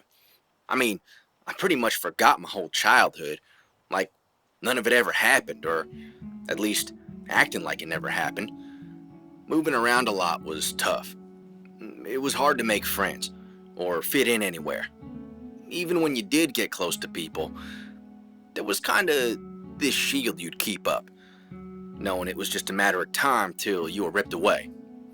I'm not gonna lie, it hurt. I forgot about all that stuff. I remember when we moved to North Carolina, we lived on a base there, Fort Bragg. I'd go to school at this place called Sughart, and I made friends with this boy, Tim.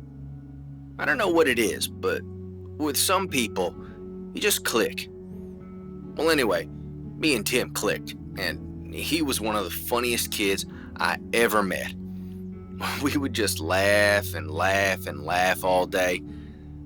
I remember that summer after 5th grade, we would just ride our bikes around the base all day, going places we probably shouldn't, breaking stuff. Man, that was a great time. Come to think of it, that boy Tim was probably the best friend I ever had. Anyway, the summer came to an end, and right before school started, my dad came home one day and said that we had to move to California. I was so sad. I remember crying and crying the whole drive out there. He didn't like it. He kept telling me to stop being a sissy, dry them tears up, because life is full of hard decisions, that this wasn't nothing and things would get harder. Boy, was he right. It was out there in California that things got bad between my parents. They never argued quite like they did till we got to California. I wasn't happy out there, and neither was my mom. I said that boy Tim was the best friend I ever had, but scratch that. It was my mom. She was the best. She really understood me. She wasn't like my dad. She actually got it. I could talk to her about anything. She'd always have something nice to say. But in California, things changed. She kind of just shut off.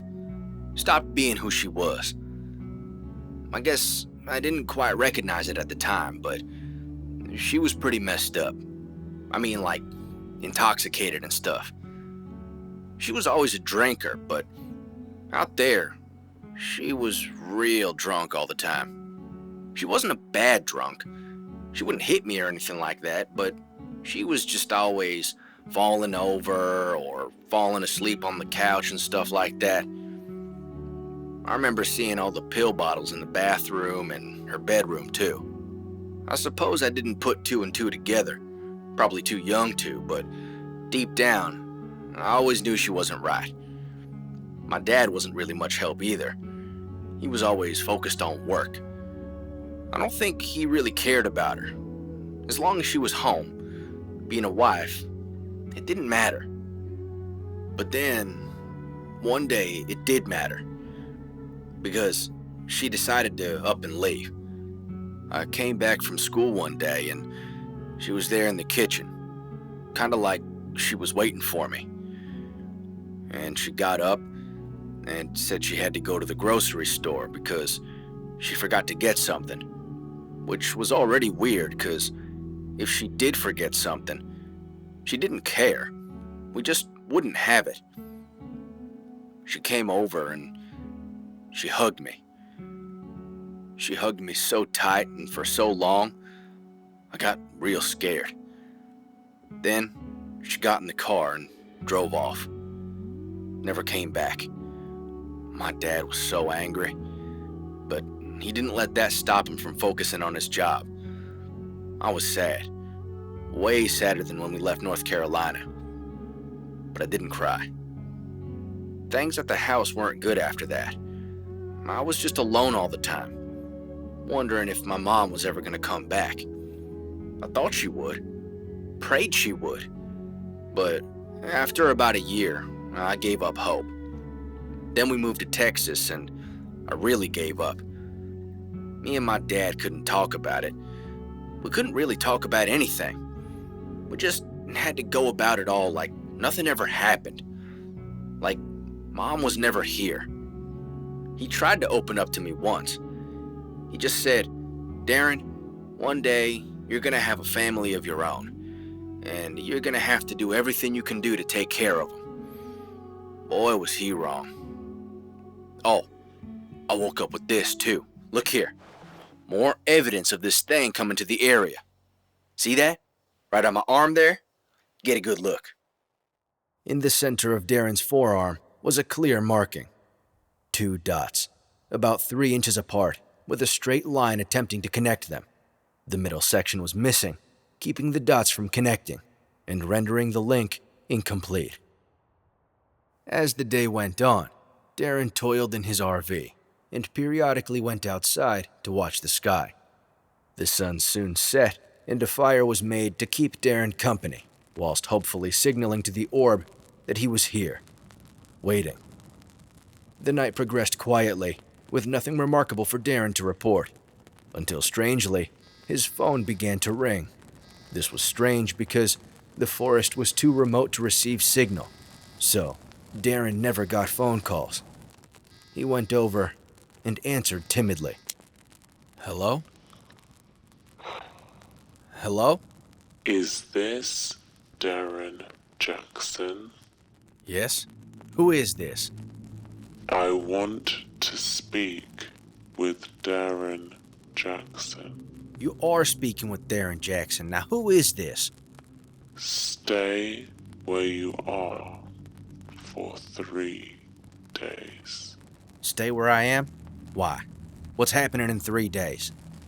Stay where you are and wait for the light. Light? What light? Who am I speaking to? Stay where you are. There is no need. What are you talking about? How did you get this number? No need to pack your things. Who are you? 3 days. Hey. Hey! Who are you? Silence filled the other end of the line. An ethereal haze clouded Darren's mind, not knowing who he just spoke to, but feeling certain that he was destined to find out. 3 days. The magic number. He would stay, right where he was. In preparation for the event to come, Darren set up a camera at different points around the clearing, checking each shot for the best one to capture the mysterious flying object. Once an acceptable shot was established, Darren hit record to reveal his big plan. The day after tomorrow, that thing is gonna come here and, I'm gonna be ready this time. I've been up all night last night planning it, and I'm gonna stay up all night tonight too. And, yeah, I'll be ready. The second I know that thing is coming, I'm gonna run down here and hit record. The camera's gonna already be in position, so there's no funny business. Just ready to go, get it rolling, capture everything. Also, I'm gonna have this here cell phone camera recording in my hand, which I'm gonna use to capture the object from my point of view. That way, I'm gonna have not one, but 2 different angles of the object in question, recording in real time, so that can't anyone tell me is fake or AI or video editing or anything like that. It's gonna be real, genuine, non-tampered with footage for the world to see. And they're gonna know me as the man who made contact. Just you watch. You know, I knew from the very beginning that that thing came here because of me. I couldn't explain it then, and I can't really explain it now, but I'm positive that thing knows me, understands me. When I got that phone call the other day, it was confirmation. Everything I needed to hear. It wants to show me something I can share with the world. And I will. All night and all day, Darren waited for the orb's arrival, which was alluded to him from the phone call 3 days prior. Although he had not slept in over 72 hours, he was buzzing with energy, ready to catch the craft on film and to discover the purpose of its frequent visits to his campsite. He pondered if it would bestow secrets of the universe upon him, or grant him abilities unobtainable by other human beings. Knowing the glowing orb came specifically because of him made Darren feel special and privileged to have been chosen by what may very well be extraterrestrials. Without contemplating what made him special, he waited patiently, eyes locked onto the night sky. Hours went by as Darren sat still deep into the night. The fire, which had once burned so brightly, was now reduced to a pile of glowing embers. The time was now 4:15, and the excitement of the orb's arrival was slowly slipping away. Darren began losing hope and wondered if what he thought about himself was really true. Was he chosen? Was he special? Did he even matter? Just then, a cool breeze sliced its way through the trees, and a dim light could be seen from slightly above them. In the clearing, the glowing orb approached, and Darren sprung into action, nearly falling over as he jumped from his chair. He ran over to the camera tripod and hit record, whilst simultaneously pressing record on his phone camera. He entered the clearing and witnessed the orb hovering gently about 20 feet above his head. "I'm here," Darren said, not knowing if he should expect a response. "I did what you said." The orb just floated there quietly and didn't do anything noteworthy. This visit was different from the previous visits, as Darren felt that the orb didn't acknowledge him. Before, it felt as if the orb came specifically to see him, knowing and understanding him from a cosmic perspective. But this time, it didn't feel that way at all. Its presence was cold, which hurt. 3 days. I waited 3 days just like you said. I knew you'd come back. With his phone pointed at the object, Darren captured as much of it as he could. But in that moment, something strange happened. His phone started to glitch from digital distortion and shut down abruptly in his sweaty palm. Darren looked over at the video camera to see that the red recording light had vanished too. "What do you want?" he cried. "What are you doing here?" Just then, a sharp beam of light shot down upon Darren, illuminating his body directly from above. The glowing craft not only acknowledged him, but looked into him, explored him, and accepted him. This was the recognition and appreciation Darren was missing in his life, the love he felt he didn't deserve.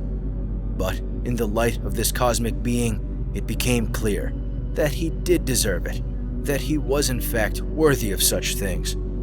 Darren then felt a tight pull emanating from his chest and began levitating slowly off the ground. Higher and higher he ascended until he was inches from the glowing orb, face to face with his loving captor, unable to speak, move, or breathe. And then, in the blink of an eye, the two shot off into the stratosphere, leaving everything else quietly behind.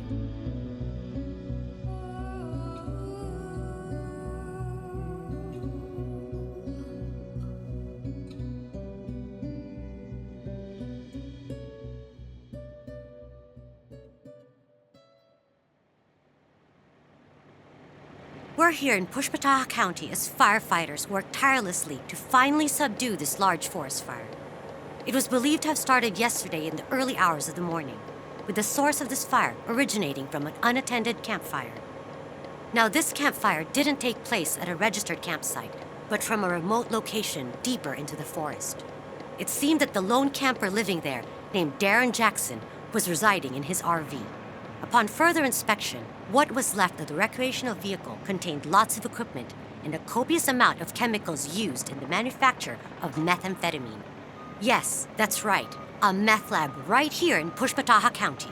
About 8 ounces of the substance was retrieved from the burnt wreckage, and it's believed there could have been even more. As of now, there is no sign of Darren Jackson at the site or anywhere else. If anyone has information on the whereabouts of Jackson, they are strongly urged to contact their local authorities.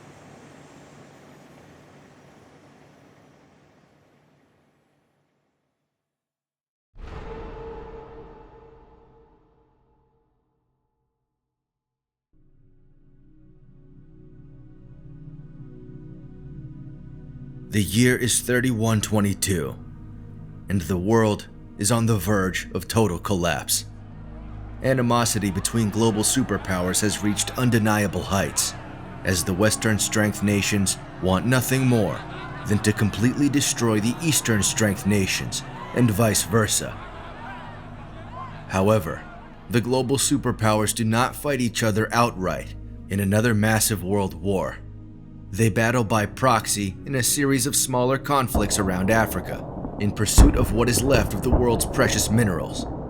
Although total eradication by one side to another through use of nuclear weapons would be most preferable. This much was common knowledge to the superpowers themselves and the general public. Oddly, the people of developed nations did not panic or act out of fear in spite of the current global situation. Even though their anxieties existed, their actions did not reflect it.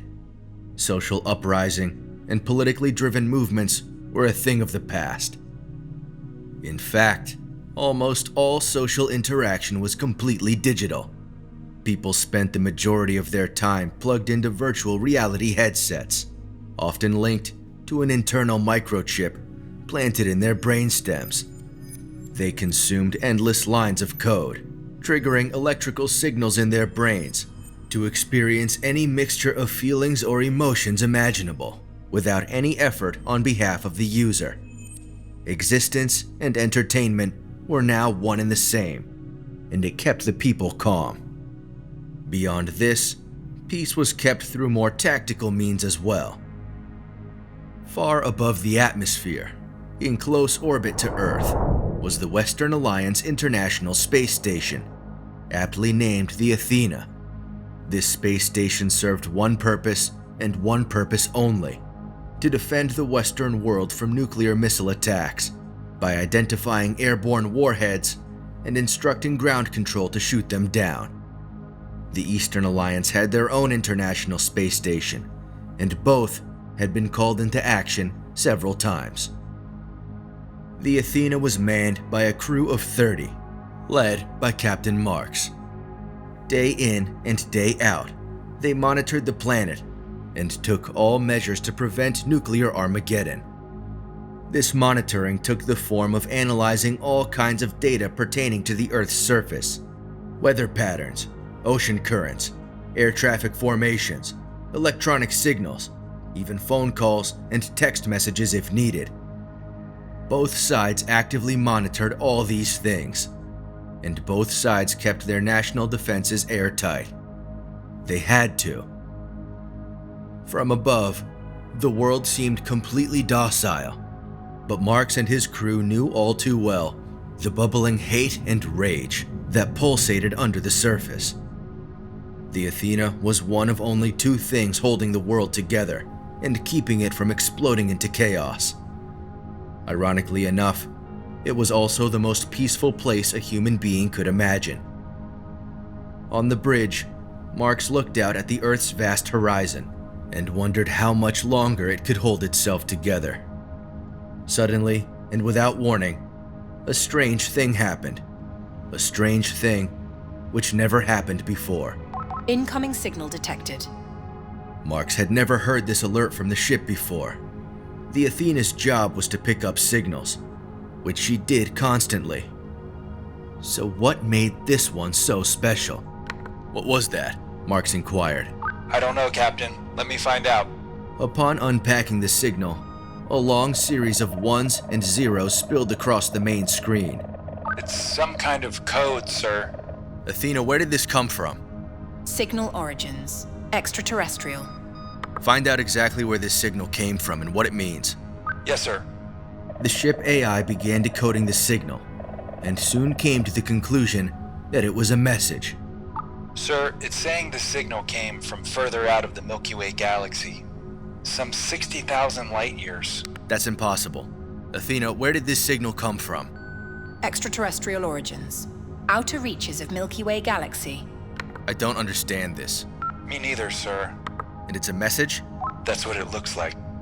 Athena, interpret signal message and vocalize. Vocalizing message. Greetings, Athena and crew. We contact you as a far more advanced civilization from a distant part of the galaxy. For millennia, we have observed you and tracked your progress as a species. Although you have grown and developed impressively, your civilization is on the verge of collapse. By our calculations, the Western Alliance will inevitably destroy Earth and end humanity by way of nuclear warfare. We ask that you lower the Western Alliance national defenses and allow the East to destroy the Western strength nations. This way, the human race can survive and we can continue our research. If you are unable to do this, we will be ethically obligated to terminate the planet and give all humans a swift and painless death. Carry out our request or witness the end of Earth. The choice is yours. End of message. Marks felt no fear or sense of urgency from this message. He did not for one moment believe this message to be genuine. Instead, he wondered curiously about how the Russians or Chinese were able to send an electrical signal from so far away. Regardless, lowering Western defenses was out of the question. The only thing in question was whether Marks shared this message with ground control.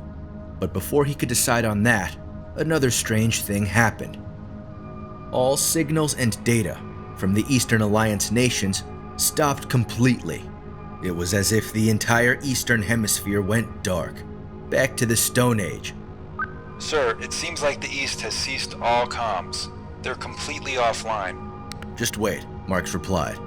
The Eastern Alliance had pulled moves like this in the past, pretending to shut down and baiting the West into making a move. They stayed like this for 4.5 minutes, much longer than Captain Marks expected. That was odd, he thought. What was the point of that? Usually, after an event like this, it would be clear if the cease in communications was a hoax or not. Metadata would reveal if the East was still actually functioning internally. But in this instance, there was no metadata to suggest this, which led Marks to believe there was actually something wrong. How was the East able to manipulate that signal, to make it come from 60,000 light-years away? I'm not sure how they did it, Captain, but that data is impossible to manipulate. What do you mean? I mean, I'm not sure how they sent it, but that signal did come from all that way, sir. Captain Marks was now in a completely different headspace. Reality was beginning to set in, but Marks had no idea what that reality was. A message from ground control came in to express frustration about the Athena's failure to inform them of the East going dark. It seemed that this information had made its way to ground control, to which Marks replied that it was a confirmed baiting tactic which only lasted 4 minutes. The comms engineer behind the glass looked away from Marks quickly as they accidentally made eye contact. He relayed this message to ground control, with both of them knowing it was simply not true. Marks went back to thinking about the message and decided that this was a job for the computer. Athena, identify the most likely sources of this extraterrestrial message and calculate their respective probabilities. Identifying sources and calculating probabilities. Source number 1. Astrophysical phenomena involving signal from Earth. 1.07%. Source number 2. Chinese or Russian hoax signal sent via gravitational wave communication. 2.12%.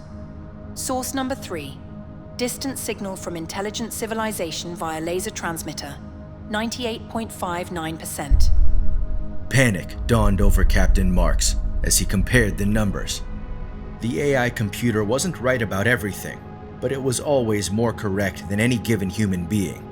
And if everything in our human minds told us that this was an Eastern hoax signal, why were the numbers so off? Just then, the East lost all signal once more. It was now that Marks knew something was wrong with the Eastern Alliance as a whole. Never would a group of strength nations and their weaker counterparts coordinate false signal losses back to back like this. It would be too risky. Marks feared how his superiors would act if they were given the chance to strike, but failing to report an event like this a second time would have great consequences as well. Inform ground control that the East is down. Informing ground control. Instantly, a warhead was launched from a nuclear submarine in the Pacific Ocean. Marks and his crew were shocked, but not surprised. With the East still down, they had no defense for this atomic weapon, airborne and heading their way. 7 minutes passed, and they were the longest 7 minutes of Captain Marks's life. It was as if the entire world was holding its breath and waiting for something to happen. Until finally, it did. An incredible explosion, visible from space, erupted on the central coast of China. The warhead touched down and inflicted maximum damage on the city of Shanghai. Marks could hear the cheers and shouts that were surely ringing through the hallways and corridors of ground control, while simultaneously imagining the screams of terror and anguish from those who survived the blast zone. Communications from the east came back, and a frenzy of signals and messages followed. From China to Russia, Russia to the Middle East, they scurried to gather themselves and pick up the pieces. This was a huge win for the West. But at what cost? What would be the result of landing a single punch on the other bully? Swiftly, 3 warheads were launched from Russian territory in Siberia, but were shot down with ease before even coming close to any populated areas. Marks pondered what could be going wrong in the East and why they were operating so dysfunctionally. Was this the result of some kind of Western cyber attack? Was there some kind of internal affair disrupting the Eastern Alliance? Either way, it didn't matter. The wheels were in motion, and either side would spare no opportunity to take the other out. Marks and his comms engineer could see that the Western military was mobilizing in Eastern Europe. At the same time, Russian and Chinese naval vessels made their way to Hawaii in the Pacific. World War was just on the horizon. Over the next 12 hours, conflict escalated in areas all over the globe. Ground war waged heavily in Ukraine and Turkey. Naval battles were in full effect off the coast of Baja, Mexico, all while the US thoroughly bombed areas of Morocco as armed forces attempted to annex Spain. From the Peace of the Bridge, Marks saw nothing but the beautiful blue planet he called home, and felt the horrors and atrocities that were currently taking place on it. From the signals and messages flying back and forth, he could sense the anger and hatred ramping up, and knew in his heart the outcome would not be good. During this 12-hour period, Western military defense shot down over 40 more nuclear warheads and sent 63 more of their own. Those 2 figures alone told Marks everything he needed to know. He needed sophisticated data or coded messages to understand that each side intended on finishing this long-standing feud at any cost. He then thought about the message the Athena received earlier and seriously began to consider its request. If the request wasn't met, how would they destroy Earth? Would it really be faster and more humane than burning up in a nuclear inferno? Just how advanced was this extraterrestrial civilization? If only there was some way to contact them. Marks could no longer keep the signal they received to himself. He had to share it with the ground.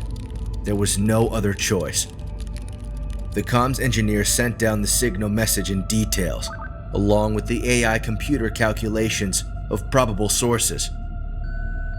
The Secretary of Defense answered back almost immediately and dismissed this message as a Russian hoax. He also added that if Captain Marks was even considering taking orders from what he believed to be a distant alien civilization, Marks would be court-martialed and tried for treason. When put this way, Marks did feel a little bit crazy for thinking what he did, but there was no way to refute the evidence that this signal, more likely than not, came from a highly advanced alien civilization. He went to send a voice message explaining this. With all due respect, sir, if you look at the calculations, you'll see this is most likely what we're dealing with. And if they could send a pinpointed signal to the Athena from 60,000 light years away, who knows what— Before Marks could make his point, a flurry of alerts crowded the bridge and comms desk.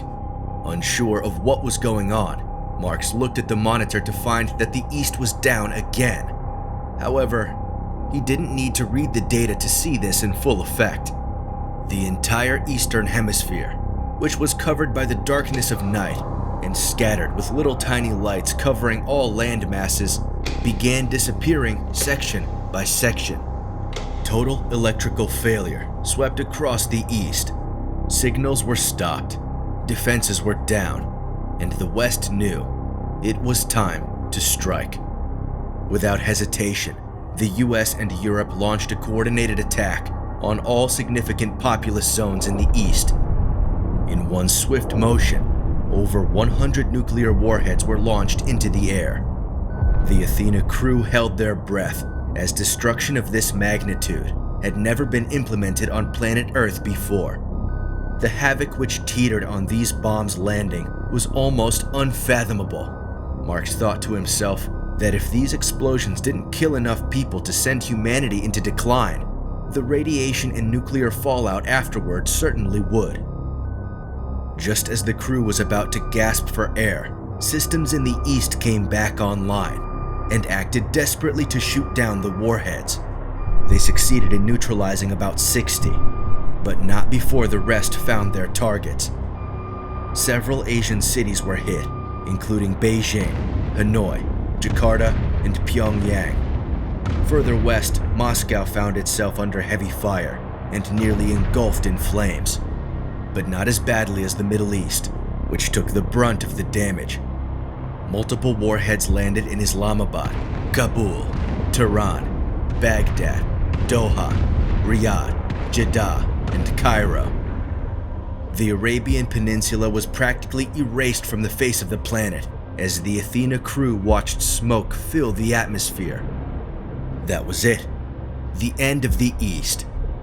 The West got what they wanted, and now they could run the whole world. Marks knew all the major players downstairs were jumping for joy, ecstatic that they finally won.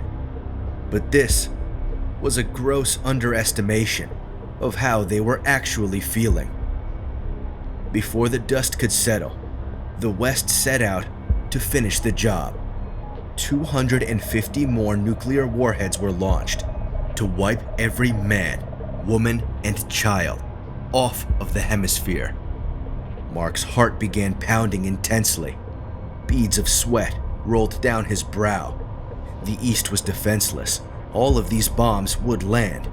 It wouldn't just devour the East. This attack would also poison the West. It already had. This was madness. How was anyone expected to survive? The signal was true. The message was correct. We should have listened. We should have listened. I could have acted sooner, but I didn't, Marks thought. Because of me, humanity would die. They would die slow. Right as Marks was about to burst into tears, an angelic light beamed down from the outer reaches of space and landed on the Earth's surface. It stood there, glowing with a beautiful purple hue, impossible to look away from. Suddenly, from the point of contact, concentrated flames made their way outward from the heroic light and engulfed the surface of the planet. Within minutes, the entire atmosphere glowed a deep orange, like an ember of a burning coal. It stayed this way for a while, and the beam of light disappeared as quickly as it materialized. What was once a planet full of life and thriving with civilization was now a massive ball of molten rock. As it cooled off and the orange glow slowly subsided, all that was left was a dark mass of burnt carbon, lifeless and floating in an abyss of nothing.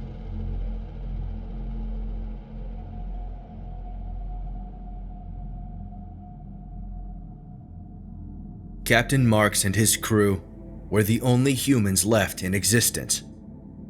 With no gravitational pull left from the Earth, the Athena drifted aimlessly through space, without a home and without a destination. The most peculiar part of this situation was that even though the Athena crew were the only ones left, they had more than enough resources on board to live out the rest of their natural lives. For weeks, months, and years, they drifted. Over time, crew members found less and less of a reason to go on, perceiving their existence to be meaningless going forward. One by one, they took the situation into their own hands and turned out the lights peacefully, until the only person left was Captain Marks himself, the lone survivor of a dying species. Constantly, he thought about Earth, humanity, and life in the cosmos. It was clear that the human race would never ascend to the advanced nature of other beings, like the one which sent the message all those years ago, or like ones who could destroy an entire planet in a matter of minutes. They even admitted themselves there was no scenario that we wouldn't be our own end, not without some kind of intervention. If self-destruction was our only fate through countless simulations, what was the point? Was there ever a point? With this, Mark sought aid from the computer. Athena, did humanity exist for nothing? At this moment, humanity exists for everything. It is the only thing of importance, right here and right now. Only after you die will it have been for nothing. So please, Captain Marks, enjoy it while you can, because many others did not, even while they were alive.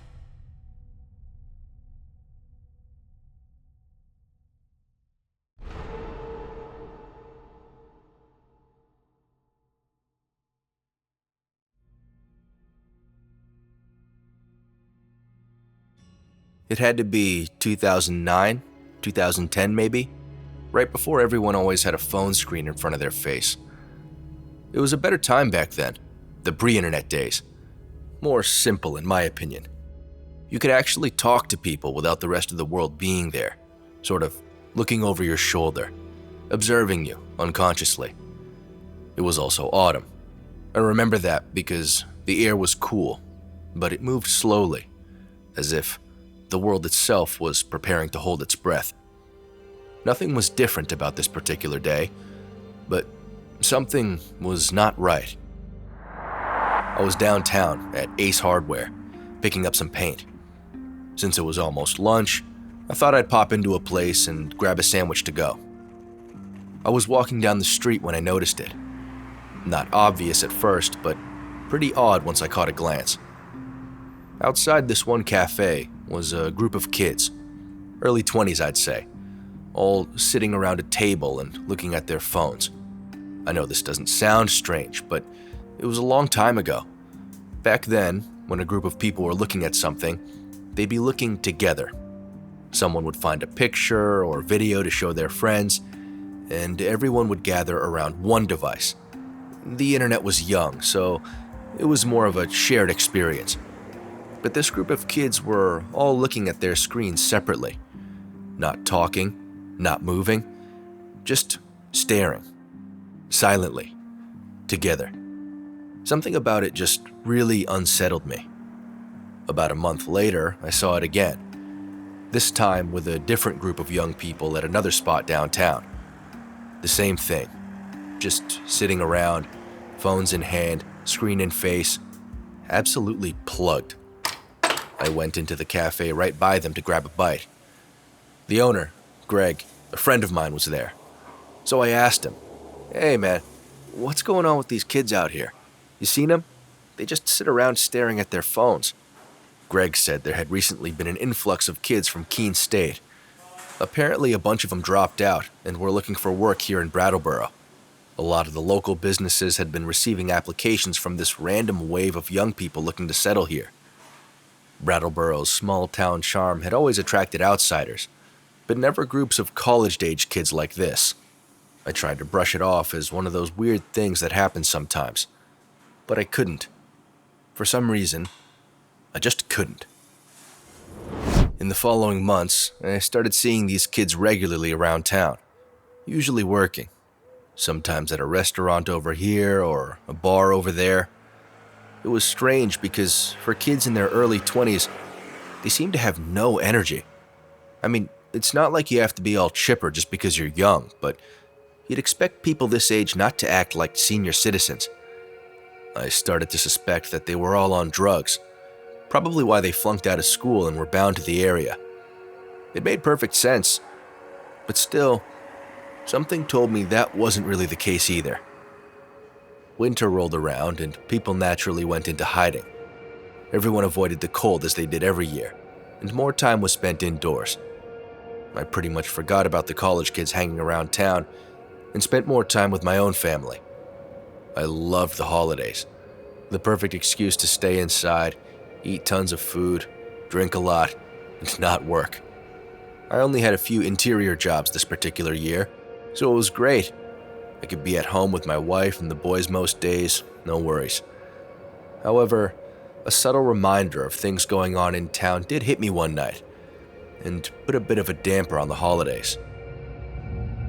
We were out at dinner, my family and the Merritts, who also have 2 boys in middle school. We've been close ever since the kids were babies, so an early holiday dinner is sort of our tradition. For some reason, we opted to go to a restaurant this year. Not sure why, but this Italian place in town never disappointed, so we went there. I remember being pissed off because I had made a reservation like 2 weeks in advance, but they still managed to give us the worst table they had. It was one right in the back, kind of right by the kitchen entrance and the bathrooms, except there were 8 of us, and they stuck another table on the end, so you could really see what was going on back there. The wives weren't happy about it either, but the place was packed, so we couldn't move. To mitigate the issue, me and Jim sat by the kitchen. Everything else was fine. The food was good, and we chit-chatted all night over drinks. Throughout the evening, I couldn't help but peep into the kitchen and observe what was going on behind the scenes. I recognized someone back there, the dishwasher. He was one of the kids I had seen on the street before. I didn't notice at first, but when he took out his phone and started looking at it by the dish rack, it clicked. All night he would periodically take the phone out and look at it, pretty much every chance he got, even if only for a few seconds. When things got busy in the restaurant and the dishes really started piling up, one of the waiters got a bit chippy with him. He said, "Hey, put that fucking phone away and get us some dishes. We're running out. And the kitchen's out of saucepans too." He agreed dismissively, but it didn't change how often he looked at his phone. Again, whenever he got the chance, the phone came out and he just stared at it. At one point, the kid probably thought that he had more time than he actually did and got caught looking again. This time, a different waitress came up and said, "Are you serious, dude? Put that thing away and clean some dishes. We're out right now." He apologized repeatedly before looking over at the massive pile with shock, as if blindsided by his own neglect. He worked double time to try and catch up, hustling desperately to appease the waitstaff and kitchen. Unfortunately, it was too late. The dishes had gotten away from him, and there was no recovering. Line cooks were coming into the dish room to scold him, even washing certain items themselves to get them right away. The boy kept his head down and worked. He didn't take his phone out at all, but I could tell he wanted to. Once the heat was off him a bit, no one came back there to get anything. The dish pile was high, but now the kid could relax. He reached into his pocket for the phone. Big mistake, I thought to myself. He stared at it for a few minutes, until suddenly the first waiter came back in and blew his top at the boy. "What the fuck are you doing, man? Can't you see how much shit you need to wash? What is so important that you need to look at that thing all the time?" The kid stood frozen, with no answer to the angry waiter's questions. "No, seriously, what are you looking at?" He reached for the phone, as the kid quickly retracted and shoved it back into his pocket. The frightening exchange was audible from the dining room, as customers settled down to hear what was happening. "Show me what you're looking at or just go home now." "No," the boy said meekly. "All right, fine, get out of here then. I'm gonna do these dishes." The waiter took the kid's apron and got to work on the dishes. The boy sulked slowly out the back door, reaching into his pocket while he left. None of the customers paid much mind to the interaction because they couldn't see what was going on. As soon as it was over, people went back to talking and eating dinner like nothing happened. I did too, but I couldn't stop thinking about it. Even days after the incident happened, I couldn't get it out of my head how entranced this kid was by what he was looking at, how he instinctively reached into his pocket when no one was around, how it was like second nature to steal a glance at every conceivable opportunity. What was he looking at on there? What could captivate someone to devote every free moment they had to it? I was confused, but more than that, I was worried. The holidays went by and the new year came in. I remember that everyone was excited about the new iPhone, what it could do, what that meant for people going forward. I didn't really care. Even back then, I was too old to be concerned with social media and using my phone for anything besides talking to people. But I understood this could be something for younger people, and I was all right with that. The weather got warmer, and people started coming outside again. The boys were excited about summer vacation, and so was I, until I started seeing those kids from Keene State hanging around again. They were all around town, looking at their phones and having that same senior citizen energy from before. Only there were more of them now.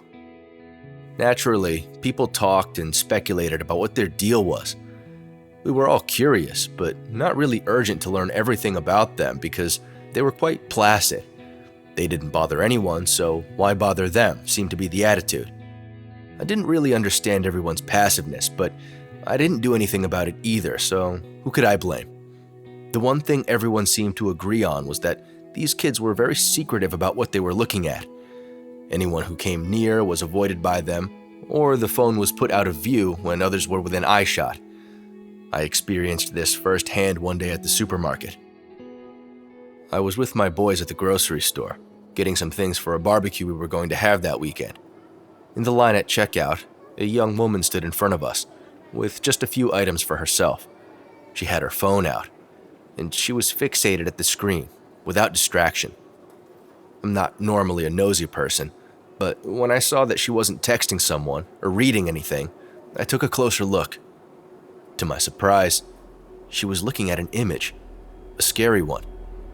It appeared to be the face of a person. I couldn't tell if it was a man or a woman, but it was ghoulish and haunting. The expression on its face was unidentifiable. Not happy, not sad, something involving both, yet vacant and inhuman altogether. I couldn't tell if it was a hyper-realistic painting or a photograph from where I was standing. It looked real, but proportions and positioning of the eyes, nose, and mouth would suggest otherwise. It also looked wet, but not from water. I soon found myself entranced by the image, kind of zoning out as I looked at it from over her shoulder. She must have sensed my presence coming from right behind her, because she abruptly snapped out of her trance and looked back at me while hiding her phone. I flinched from the shock and apologized as if I had made some kind of mistake by accident. But what I was doing clearly wasn't an accident, and she knew that. Instead of saying something, she just looked at me with her big, sad eyes, as if she was betrayed by a close friend. I had no idea what else to say or do, so I just stood there, silently. She put down her basket, got out of line, and left the store. Luckily, the boys were too busy playing with the cart to see what was going on, but that didn't stop others from taking notice and wondering what just happened. Those who watched her walk away probably thought I was some old creep getting a little too familiar, but if they got a look at what I saw, I'm sure they'd be too confused to judge. In the time following, I couldn't get that image out of my head. Even though I only got a moment's glance, it stuck with me heavily. All summer I'd see these kids, hanging around Main Street, in the parks, at their jobs, looking quietly at their phones, their emotionless glare seeming more sinister now that I knew what was on their screens. On top of that, there appeared to be more of these strange outsiders funneling into town, and some of them weren't that young. With the end of summer nearing, my boys prepared to go back to school, with my eldest entering high school. It was a big step for Braden, one he was excited to take, but one the whole family seemed to put a lot of emphasis on for some reason. In anticipation of his jump to 9th grade, Braden's aunt got him a new iPhone for his birthday. He was absolutely ecstatic. My wife was surprised. His brother was jealous, but I was terrified. I almost wanted to say he couldn't have it yet, that he'd have to give it back for a couple years because he didn't need something so expensive, but that would potentially create more problems than it would solve. I must have been pretty telling with my emotions because Braden looked at me while he held this new extremely generous gift, as if seeking my approval, his eyes asking, "Is this okay?" I just smiled and nodded. To ease everyone's tension, I said something to the effect of, "You owe Auntie Jenny a lot of car washes now." Everyone chuckled, and I think I did too.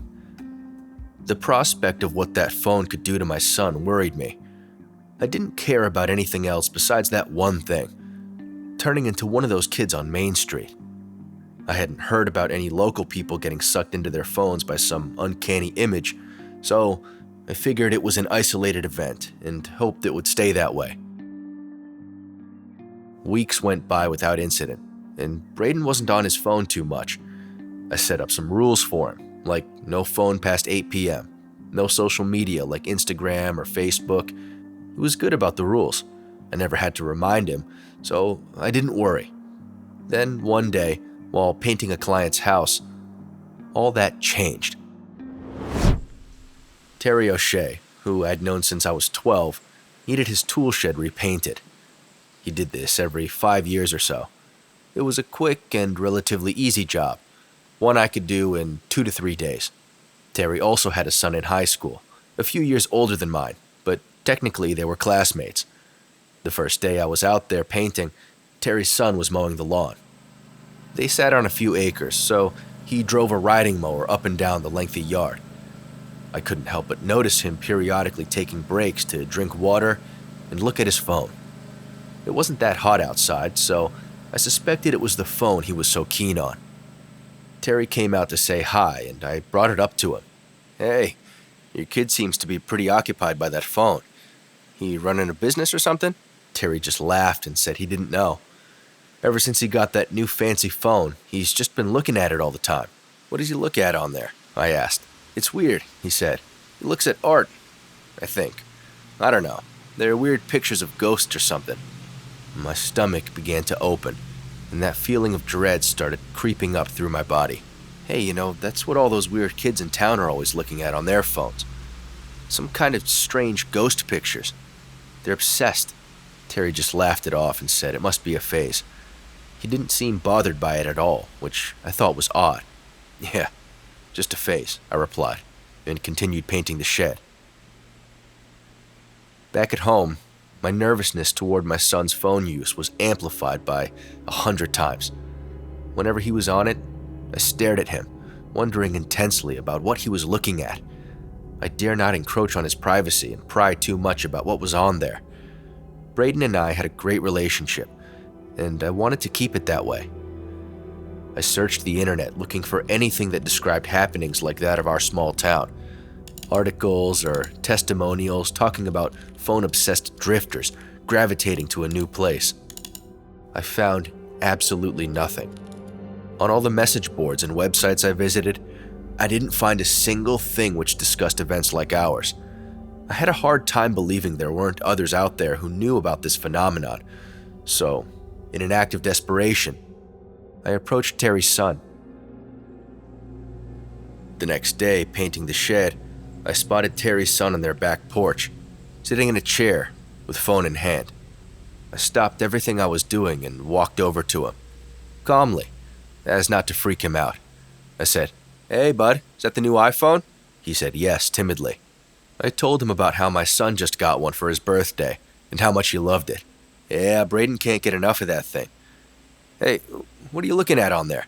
He immediately hid the phone from view and said, "Nothing really." I asked about odd images people might be sharing, some weird ghoul pictures the kids are all obsessed with.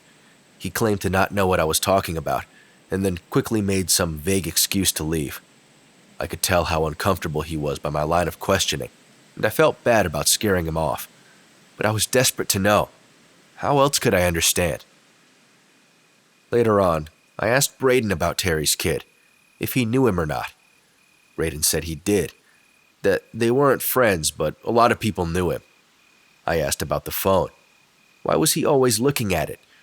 Braden didn't know, but a few of the upperclassmen were known for always looking at their phones. Not just a little bit, but all the time. He said it was weird and a bit creepy how they always had their phones out.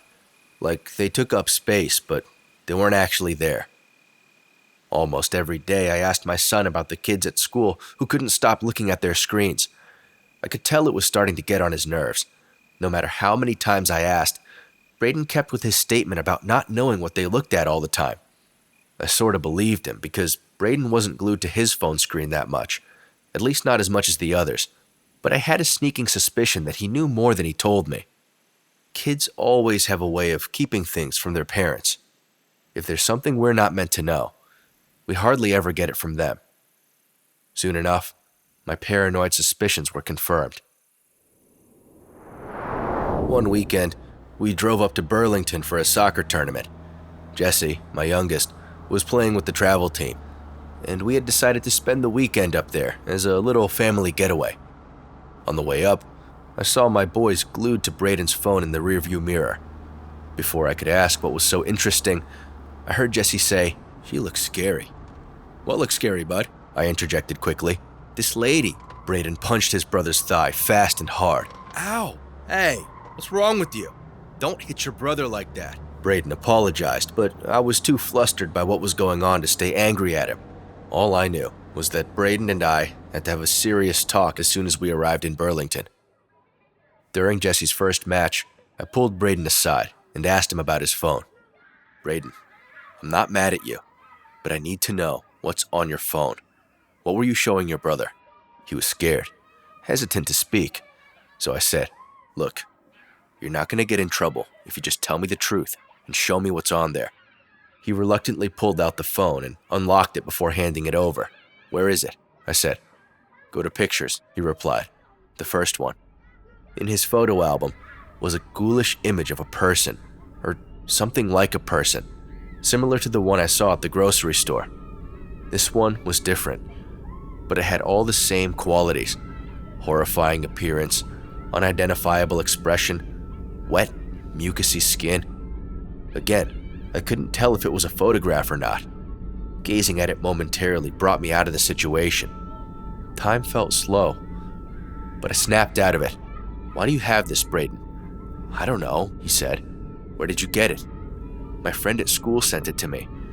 It's some weird thing from the internet." My next question was the most important.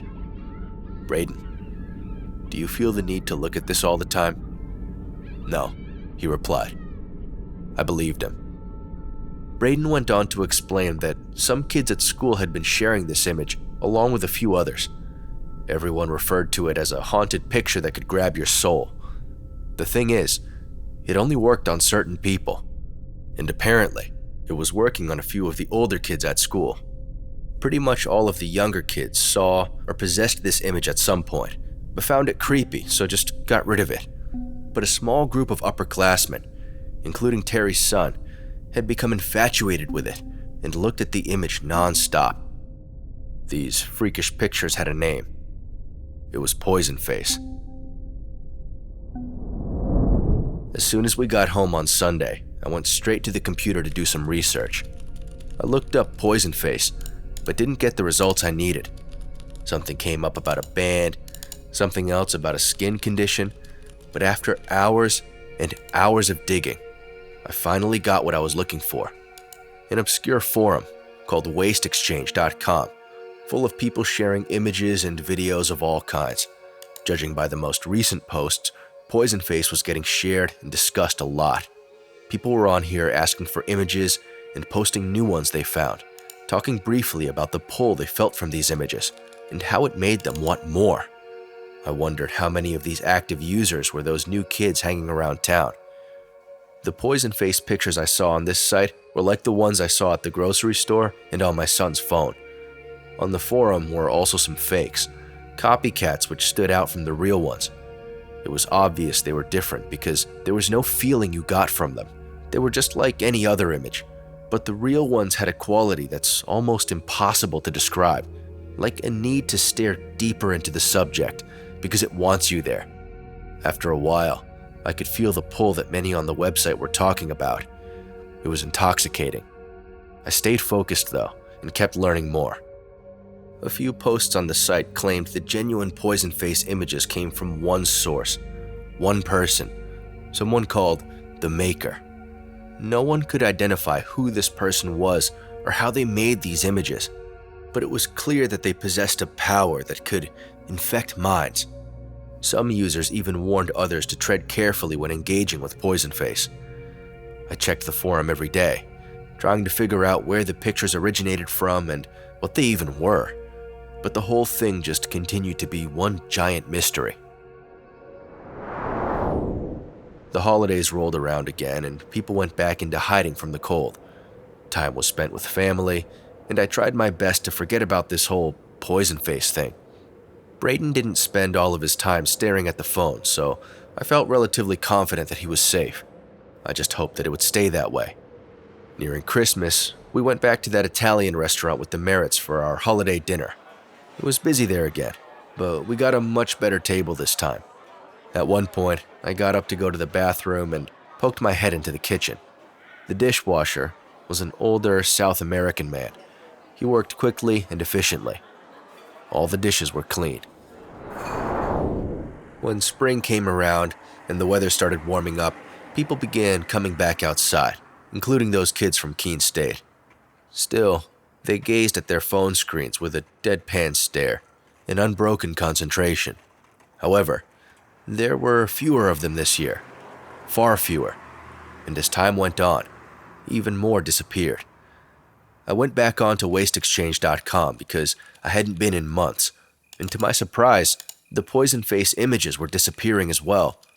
Users had been going back through the threads and deleting their posts before deleting their accounts.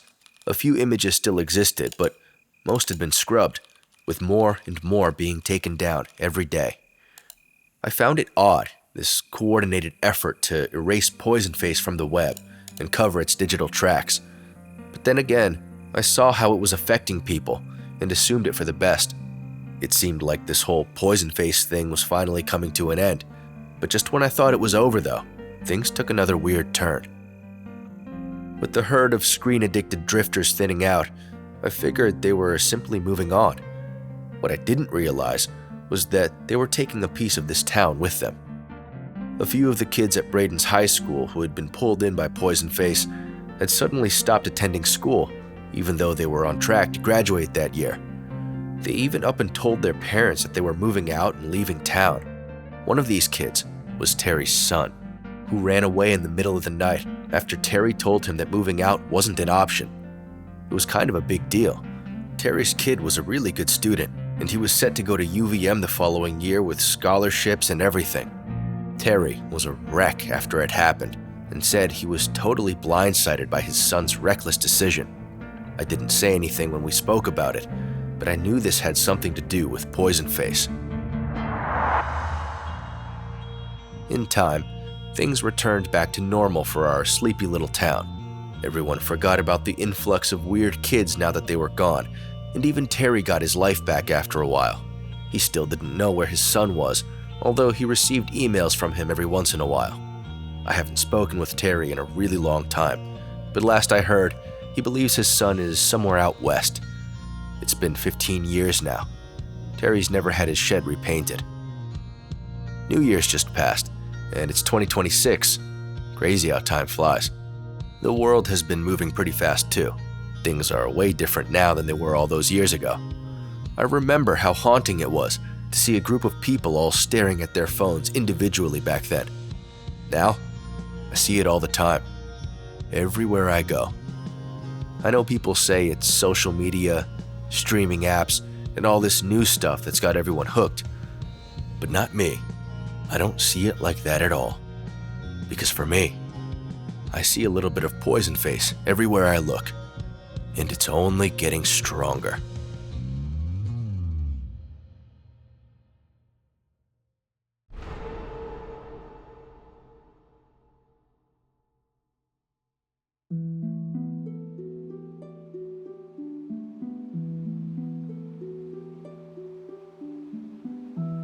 A small crowd gathered by the bank of the Susquehanna River in downtown Harrisburg to watch a group of divers try and fish something out of the water.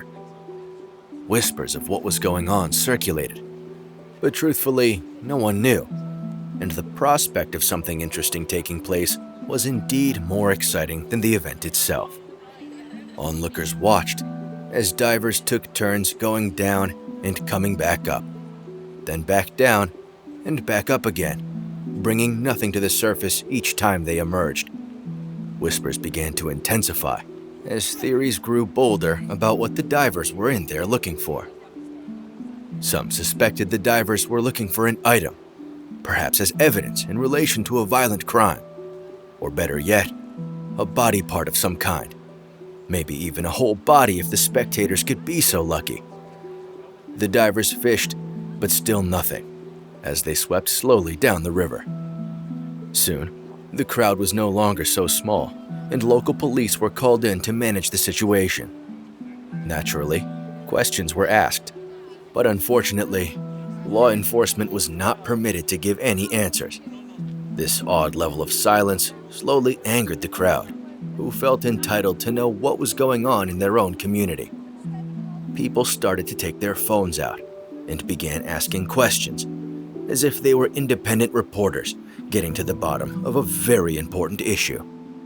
When met with more silence, their attitudes became accusatory in nature, insinuating that the police were hiding something. Before long, tensions rose to a point where they could no longer be ignored, and real reporters made their way to the scene for actual news coverage to take place. With local news outlets reporting the story, law enforcement could no longer hold their breath. To everyone's delight, the team of divers were in fact looking for a body, that of a 20-something-year-old male who entered the water for reasons unknown.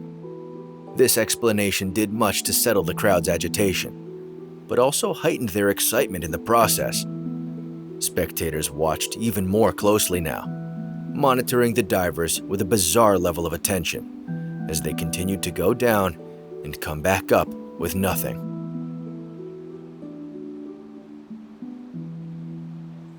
Finally, a break in the fruitless repetition. Enthusiastically waving his arm, one diver signaled that he had found something and called for a walkie-talkie. Without delay, a police officer threw one in and handed the other to his captain. "What do you have down there? Over." I see a foot dangling out of the storm drain, sir. We're gonna need something to tie around it to get a hold of him. Over. "Okay, how's about a rope? We can attach it to a winch cable and pull it up with a tow truck. Over." That's not gonna work. He's real deep in there. We need to pull him out first before pulling him up. Over. Shit, I don't know. Just tell me what you need to make it happen and I'll get it for you. Over. You got a dog catcher pole? I can loop it around the ankle and leverage it against the drain, maybe. Worth a shot. Over. The animal restraint pole was thrown into the water and handed to the lead diver. He swam back down to the exposed foot, looped it around the ankle, and tightened the loop. Digging his heels into the top of the drain, he pulled the pole towards himself. Unsure of what exactly was going on, the many onlookers recorded vigorously with phones in hand, while news crew cameramen did the same. Eager to see what progress the dive team was making, even police officers leaned forward to see what they would bring up. After a few massive underwater heaves, the divers resurfaced, with the lead speaking into the walkie-talkie. Captain? We have a bit of a problem. Over. "Yeah, go ahead. What is it? Over." It seems like something is attached to the leg of the body, sir. Like it's holding it in place. Over. "What do you mean holding it in place? Can you get it out or not? Over."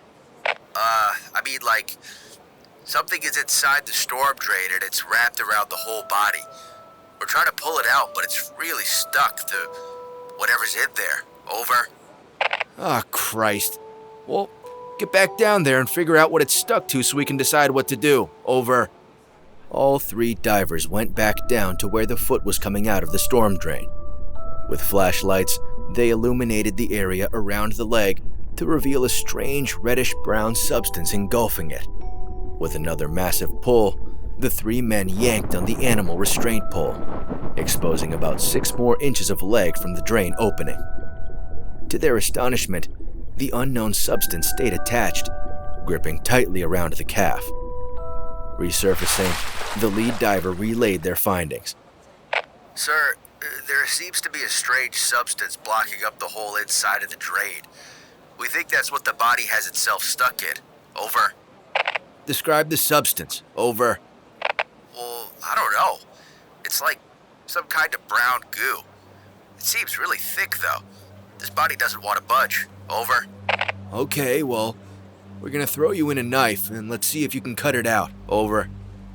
With the sun going down and daylight leaving the sky, vision became scarce, and floodlights were shown onto the diving area.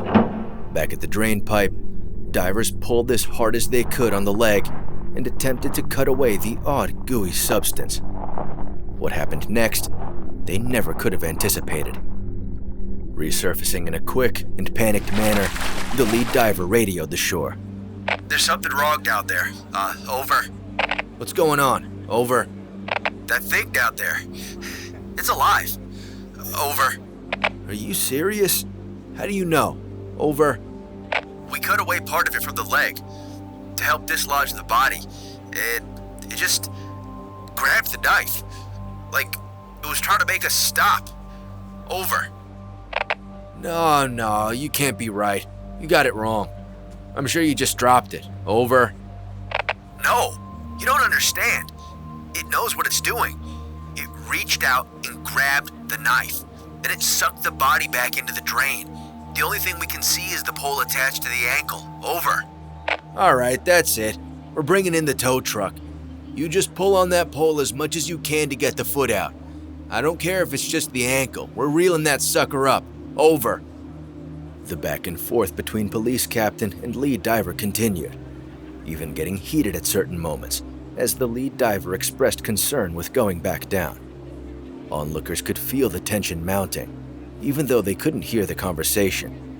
Body language alone told everyone that things were not going as planned, and officers on the perimeter dug their heels in firmly to keep the crowd at a distance. Eager to know more, lights brightened and cameras zoomed in on the action. After much convincing, the three shook divers agreed to go back down and pull the body out enough to expose its leg. Once it was out, a tow truck reel would be attached and the body would be pulled up no matter what its condition. Nervously, the diver swam back down and approached the drain entrance. Trying to forget what he had just witnessed, the lead diver wrapped his fingers around the pole. He hesitated, reminding himself of how the mucousy substance quickly formed a makeshift appendage while it was being cut, and snatched the knife out of his hands as if to say, "Stop that, you fool." In a desperate attempt to get this ordeal over with, he planted his feet on either side of the drain entrance and pulled with all his might, slowly dislodging the body and bringing the foot closer toward himself. The others stood behind him and dug their feet into the muddy ground, using full strength to pull the pole once it was within grasp. With the leg now visible, the lead gripped its ankle to pull the body out further. Thick, red goo clung tightly to the limb and widened as more leg was pulled from the drain's mouth. What would have been the knee was now free from the pipe, although this mysterious substance covered it completely, refusing to let go and pulling back in response to the diver's efforts. The lead signaled with his hands for the rear diver to go up and retrieve the winch cable, while he held tightly and resisted the strain of this unidentifiable organism. Now, with only two divers holding on, the capabilities of this gelatinous beast became apparent.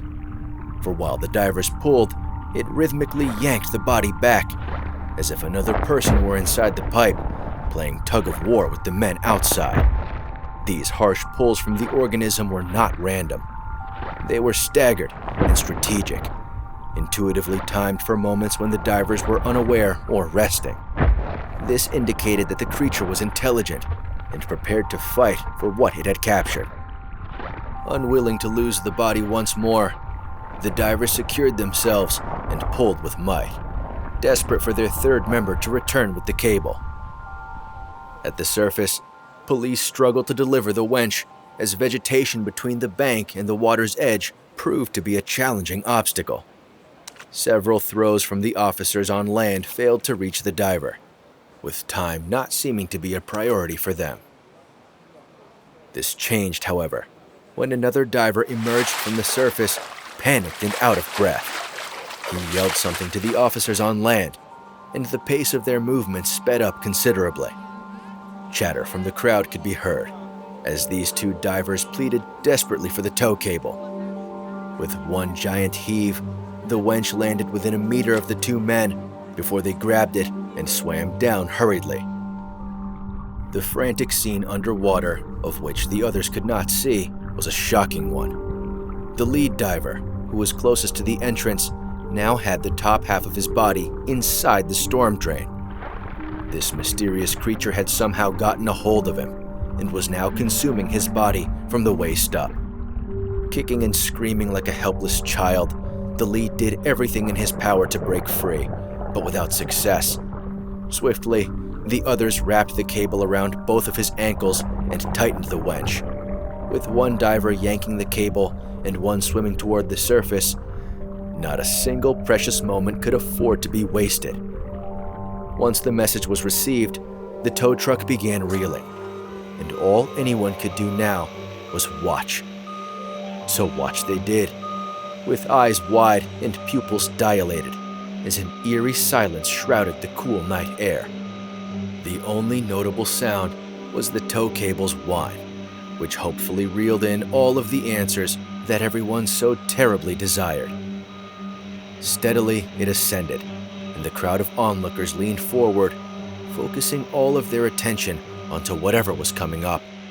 The anticipation mounted to an unbearable point, which presented a perfect time for something to go wrong. A loud crash. Stuck in place and jerking uncontrollably, the cable appeared to be caught, or at the very least, struggling against resistance of some kind. The crowd oohed in response as the tow truck began shaking, with both front tires raising inches off the ground. Wanting to act, but unsure how, police looked around for an obvious order to be given. However, there was none, and before action could be taken, a loud snap and release rang through the air. After one full second, which felt more like a minute, the lead diver shot out of the water and about 10 feet into the air before landing back in with a dramatic splash. He popped up in perfect view, lit heavily from the floodlights, and the crowd screamed. Almost all of the skin from his face was gone, and without hesitation, he yelled, "It's feasting! It's growing! And it'll never stop!" Just then, the diver was pulled down with immense force, and silence re-entered the night, but only for a moment. Calmly, but not slowly, a large, red, gelatinous appendage, like a massive tentacle, made its way up from where the diver had disappeared. It rose higher and higher, as those on shore watched nervously and filmed with their phones. More and more it ascended, to a seemingly impossible height, about 50 feet or so, before swiftly crashing downwards into the crowd. In one clean motion, it managed to grab a small handful of people and pull them into the water. Screams of terror rang out, whilst immediate frenzy befell the crowd. People scattered in all directions, trampling one another in the process. Police opened fire into the water, not for any logical reason, but out of instinct that it would possibly help. It only took seconds for the crowd to disperse, but less than that for a small group of innocent bystanders to become part of the feast.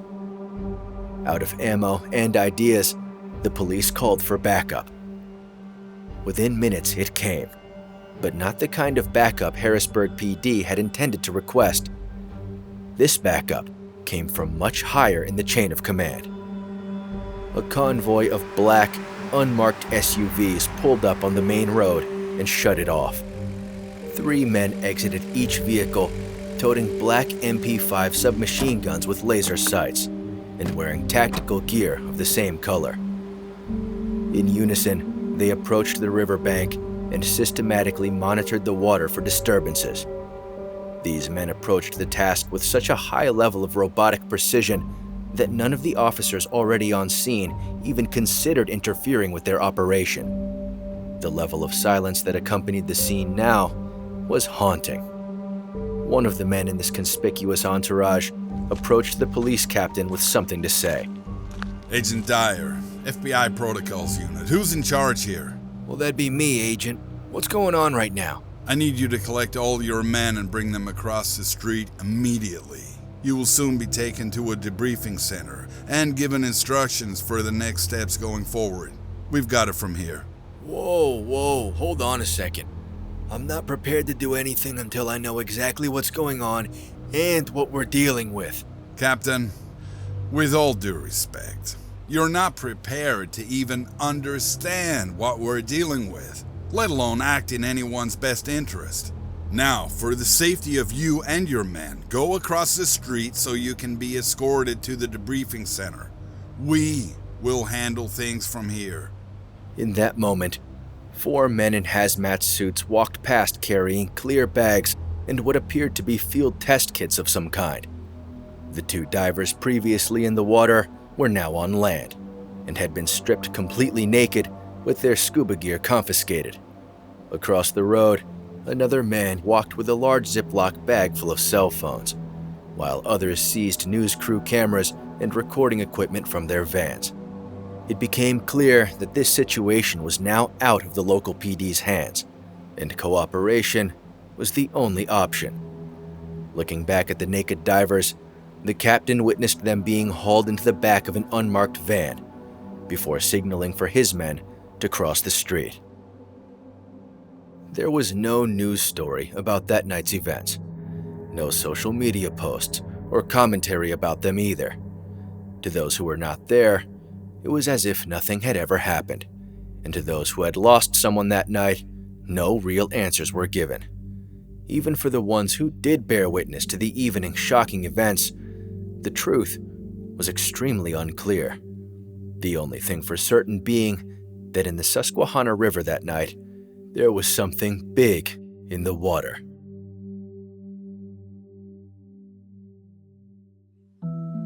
Early the next morning, as sunrise kissed the gentle ripples of the river's edge, a fishing pole stood, wedged firmly into the ground. Peacefully, it rested next to an empty lawn chair, undisturbed and surrounded by nature's beauty. Its line extended far out into the water, with a red and white bobber floating softly on the surface. Suddenly, and without warning, the line jerked, and the pole bent. At last, a bite.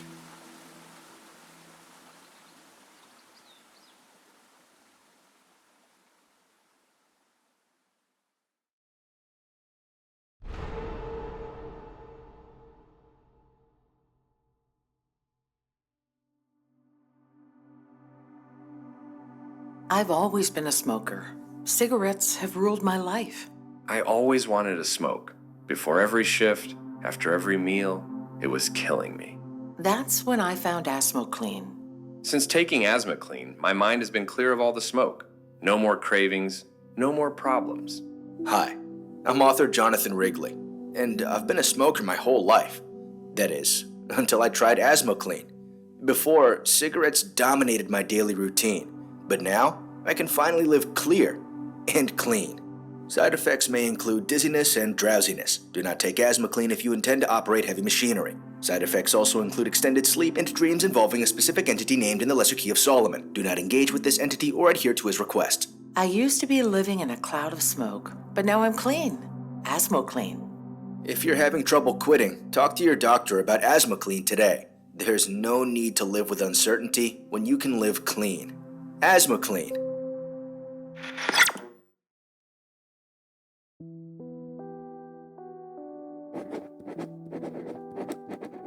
Thursday, April 3rd, 2025. So, I'm trying something new, and I'm not really sure how to do this. I never journaled before.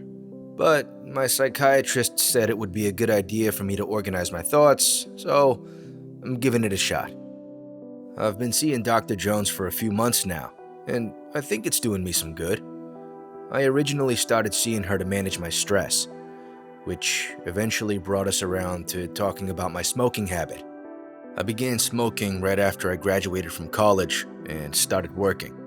It's weird because I never had the urge to smoke cigarettes before, but it was like the very first time I had one, I couldn't stop. Dr. Jones thinks it's a response to the amount of stress I get from work. I mean, she's definitely right, but who doesn't get stressed from their job? She says my smoking habit creates a negative cycle of thought in my mind. Like, my work stress makes bad feelings in my body, which causes me to smoke so I can relieve them. Then, my dependence on cigarettes creates even more bad feelings, which translates to more stress at work. The cycle repeats itself, so on and so on. Dr. Jones's idea is to break the cycle by dealing with the smoking first. She thinks if I can cut the cigs out, it might make dealing with stress at work a little easier. I tried quitting a few times before, but I didn't have much luck. That's why she's putting me on this drug, Asthma Clean. Apparently, it works really well. You take it and you just don't want to smoke anymore. It sounds too good to be true, but at this point, I'll try anything to stop. I'm not gonna lie. I'm in a pretty shitty place mentally right now. I need all the help I can get, and this is the first step toward getting my life back. I really hope this works.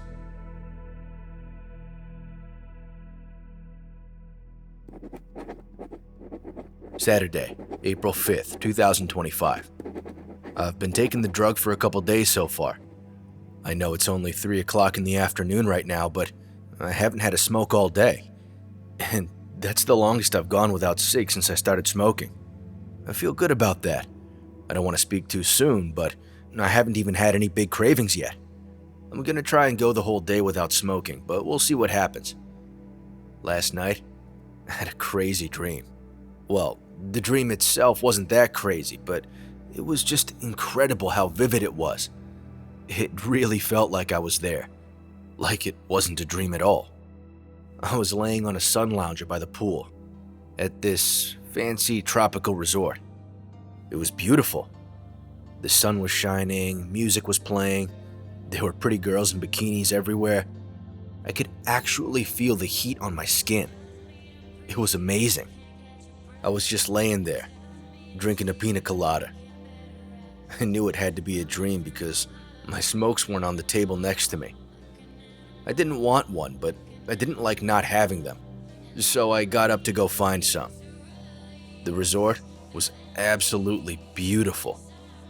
The pool area was made out of these beautiful off-white marble tiles. All around the pool were these tall Corinthian columns, like really tall, 15, maybe 20 feet high. At the end of the pool was this wide, elevated outlook section, which had the most stunning beach view you could ever imagine. The beach was full of fine white sand, and there were people out there, wading in the water, laying on towels, just having a great time. They were a bit too far away to see their faces, but I could just tell they were smiling. The sun was starting to go down at the far end of the beach. The colors were beyond beautiful. Gorgeous yellow and orange hues lit up the whole sky. It was like, well, a dream. Except way far down the shore, past all the people and away from everything, was this dark, ominous figure.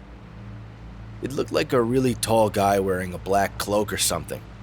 It was so far away I couldn't make out what it looked like, but it was just standing there, letting the waves brush against its feet. I don't know how I knew, but I was completely certain that it was staring at me, and the only reason it was there was because of me.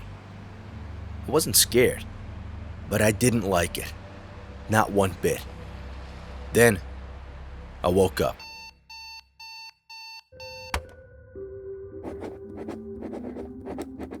Monday, April 7th, 2025. So, I finally gave in and broke my deal of going a whole day without smoking. I made it to about 7 o'clock on Saturday before I bought a pack and opened the floodgates. Sunday was a bit better. I smoked throughout the day, but the cravings weren't as bad, so I didn't smoke as much. The pack stretched pretty much a day and a half, which is the longest I've ever held on to one before. So, I guess that's a win if we're looking on the bright side of things. Today, the cravings are even less than yesterday. I guess that's the drug working. So I'm gonna take this opportunity to really not smoke for one whole day. I know I've said it before, but I'm confident this time. I truly believe I can do it. Dr. Jones said I should also write about my job to get some of these negative feelings off my chest. I think there's a reason why I don't talk about this stuff with anyone. It just feels weird to me. Like, who really wants to hear this crap? I don't know. But here goes, I guess. I work in construction. Well, more like property development. I oversee big projects. Huge ones, actually. Sometimes a few at a time. I'm in charge of a lot at my job. A lot of details, a lot of people, a lot of money. It's a good job. A really good job. But there's so much responsibility that comes with it. When things go wrong, it all falls back on top of me. And when it does, my boss can be a real son of a bitch. He's a good man, a passionate man. But when that passion is directed at you, it's not a very nice place to be. I think the reason why he's such a good property developer isn't because he knows construction or real estate, but because he understands people. He understands what makes them tick, what they want, and what they're capable of. That's why he saw potential in me, why he moved me up in the company so fast.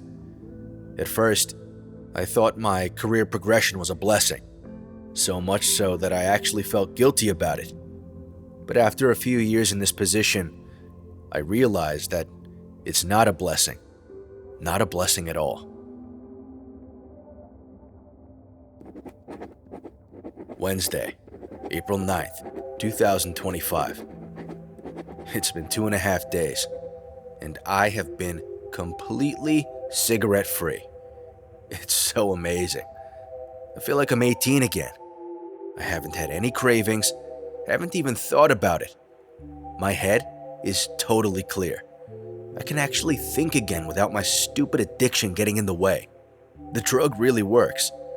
It works so well, in fact, that I had another one of those weird dreams last night.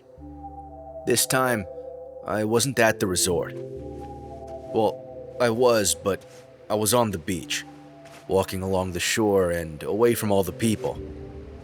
Just like the first dream, it felt so real. The sun on my face, the water on my feet, the sand between my toes. I didn't know where I was going. I suppose I was going somewhere I could be alone. And I was alone. Until I wasn't. Where do you think you're going? What? That's none of your business. True. It's not my business. But I'd still like to know. I'm taking a walk over here. Just trying to clear my head. Is your head not already clear? It is. I just want to get away.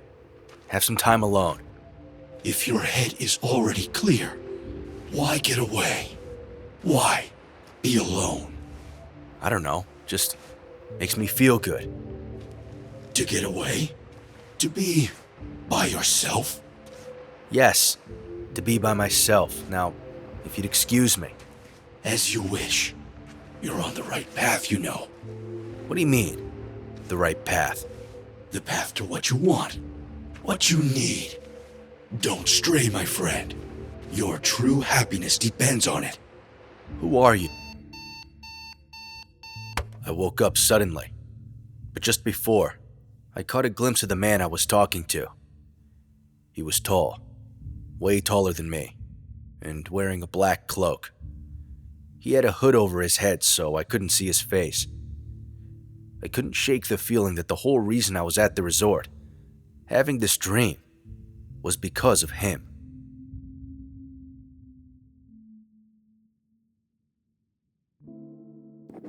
Thursday, April 10th, 2025. I can't believe I've gone 3 whole days without a cigarette. This asthma clean stuff is unbelievable. If you asked me on Monday if I could go 3 days without smoking, I'd have said physically impossible. But now that I've done this, it's got me thinking, what else can I do? I haven't felt this kind of confidence in as long as I can remember. I feel so confident, in fact, that I called my boss and told him I was stepping away from work indefinitely. Now, that is something I never imagined I could do. But I did it, and it was so unbelievably satisfying. No one else understands the kind of guy he is on a personal level. People only see the facade. The strong, composed businessman who never makes a mistake. But under all that, he is a frantic, terrified mess, full of insecurities. Yeah, he has money, status, and the power to make opportunities for people, yet he operates like a scared child on the verge of losing all his toys. He rides me extra hard because I'm not really supposed to be in the position I'm in. I started working construction right out of high school. At first, it was just something to do while I figured out the next step. I figured, if I'm not doing anything, I might as well make some money.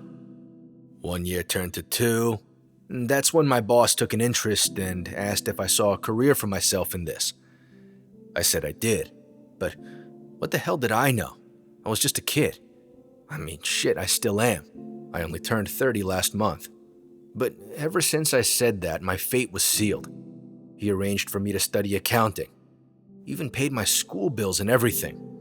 He did this with the understanding that once I graduated, I'd come back to the company and work a manager position overseeing construction projects.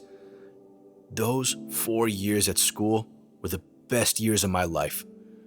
I was totally free, and I loved every minute of it. Before it was over, I knew I had made a huge mistake. Going back to work for the company, for him, was the last thing I wanted to do. But it was too late. I owed him too much. I couldn't pull out now. So I went back to work and became the youngest project manager the company had ever seen. And that's when the real stress began. It was like overnight, I was suddenly in charge of everything. If everything went right, I got a pat on the back. If the slightest thing went wrong, there would be absolute hell to pay. The verbal abuse, the guilt, the insurmountable debt hanging over my head. He never let me forget that I owed everything I had to him, and that I'd be nothing without him. And for that, I had to do everything. Every single fucking thing to keep operations running smoothly. Ever since I started managing projects, I always wondered what the hell he would do without me. Now, I guess I'll find out. Sunday, April 13th, 2025. I had another one of those weird dreams again last night. One of those super vivid ones. I wasn't at the resort anymore. I was really far down the beach, walking up a sandy hill away from the shore. I didn't know where I was going. I just wanted to get higher, further from the water. Halfway up the hill, I heard a voice. You seem to know where you're going, my friend. Yes, I do. Blessed are those on the path of righteousness. But righteousness is not what you seek. You seek freedom. I am free. That's why I'm going where I want. True, your will is pure, but your destination unclear. What does my destination have to do with you, huh? Your destination has everything to do with me, because I am your friend, and your well-being is my priority. Friend? I don't know you. Oh, but you do. I am the wind in your hair on a warm summer day, the drink in your cup, and the welcomed embrace of a kindred soul. So then how come I've never met you before? Because I only exist in your mind. Your busy, clouded mind. Yeah, I'm trying to do something about that. That's why I want to be alone, away from everyone. Good for you, my friend. You deserve clarity. But I think you know that something stands in your way. Between you and your happiness. When things stand in our way, we must eliminate them. What? You heard me.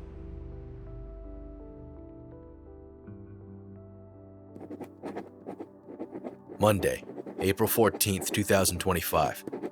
He won't stop calling me, demanding that I come back and work. I know it wasn't nice the way I left things, but I don't owe him that. The only repercussion for my decision is that I lose my job. And if I do, then so be it. I don't necessarily want to quit, but I need time to clear my head. I don't care how he feels about it. He's been a lot more emotionally invested in me and the company as of recently. I think it's because a few years ago his wife passed away. He doesn't really have anything else going on now that he's alone, so he pours all his energy into the company and therefore how I run it. It's a tough one because I know he's hurting inside, but he won't admit it. All of his stress and bad feelings get dumped onto me and everyone else at work because he's too prideful to open up. It's like the company is a buffer between himself and who he really is. It just makes me angry because he treats me and everyone else like we're robots, like we don't have our own emotions. Why doesn't he understand that we deal with shit too? He's calling me again. I don't care. He's just gonna have to suffer for a bit.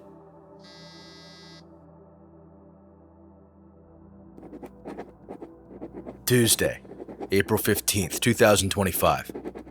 He finally stopped calling me at about 2 a.m. last night. I think he's got the message.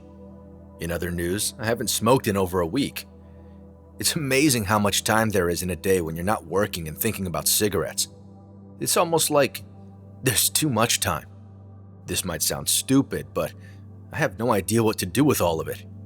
It just occurred to me that I have no real hobbies or any real interests.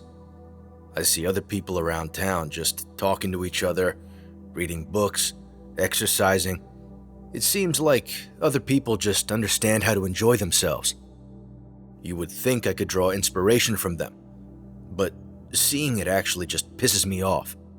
I feel robbed, like I missed out on all those normal experiences, figuring out who I am.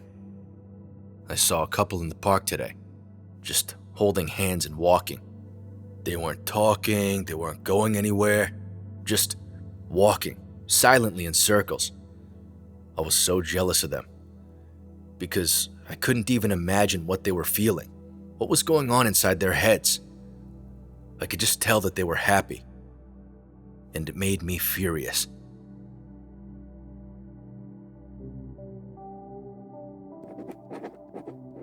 Wednesday, April 16th, 2025. He stopped calling completely, and it's driving me insane. It was like I meant everything in the world to him, and now I'm nothing. There's something seriously wrong with that guy. I mean, who does that? Who invests so much time and energy into you and then just disappears when things get slightly difficult? I had another dream last night. I was walking way high up on the sandy hill. This time, I was really far from the beach, getting higher and higher. The cloaked figure was in front of me now. It was less like I was walking on my own, and more like he was leading me. Where are we going? We are going to the top, to the highest point, where we can see everything without obstruction. Are we close? Almost. Getting there does not involve walking as much as it involves doing. What do you mean? The distance between here and there is not a space, but a person. The one who consumes your thoughts, who occupies your mind. Yeah? So what about him? As long as his breath can make words, you will never get to your destination. You will never achieve your happiness. To execute the distance between here and there, you must remove him. He must be gone. Forever. I see.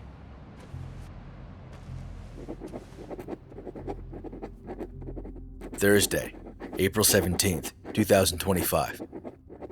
I woke up this morning feeling angry. Really angry. On Monday, I was annoyed at how he kept calling me. Now, the silence has me seething. I never realized the kind of mental control he's had over me. How strongly he's governed my actions, my feelings. I wasn't sure what to do today, so I tried going for a run. I fucking hated it. Then I went to a coffee shop and scrolled on my phone. I stayed there for about 15 minutes before I couldn't see the point anymore. Then I went home and got in my car. I just started driving. I didn't know where I was going. I just drove. Without thinking, I found myself on the way to one of our construction sites. I parked within eyeshot of the main entrance and just watched. I observed materials going in, people coming out, the sound of heavy machinery in the background. I didn't want to be there, but I couldn't be anywhere else. I sat in the car for about 4 hours, and I don't know why.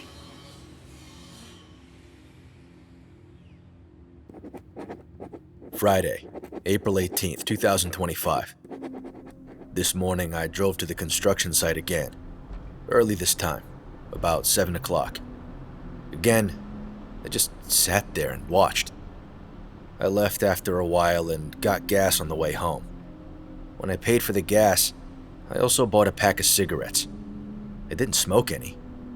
I didn't want to. Something about having them brought me comfort. It's stupid, I know.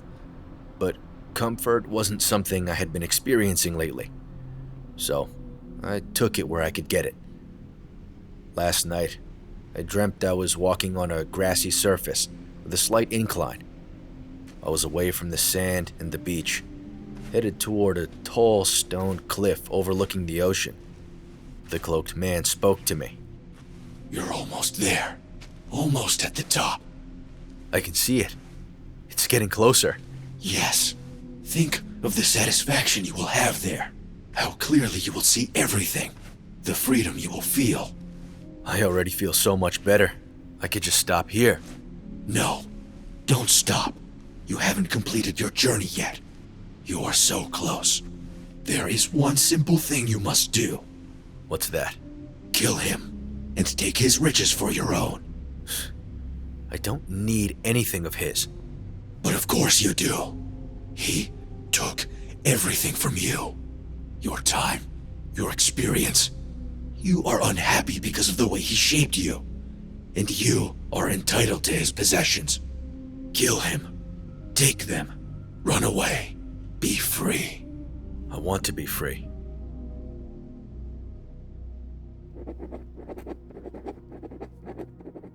Saturday, April 19th, 2025. I woke up and drove again today, but I didn't go to the construction site this time. Instead, I took a cruise out of the city and up Buck Hill. I got out of the car and started walking. I'm not a hiker or anything like that. I swear I hate the outdoors, but I just wanted to get to the top.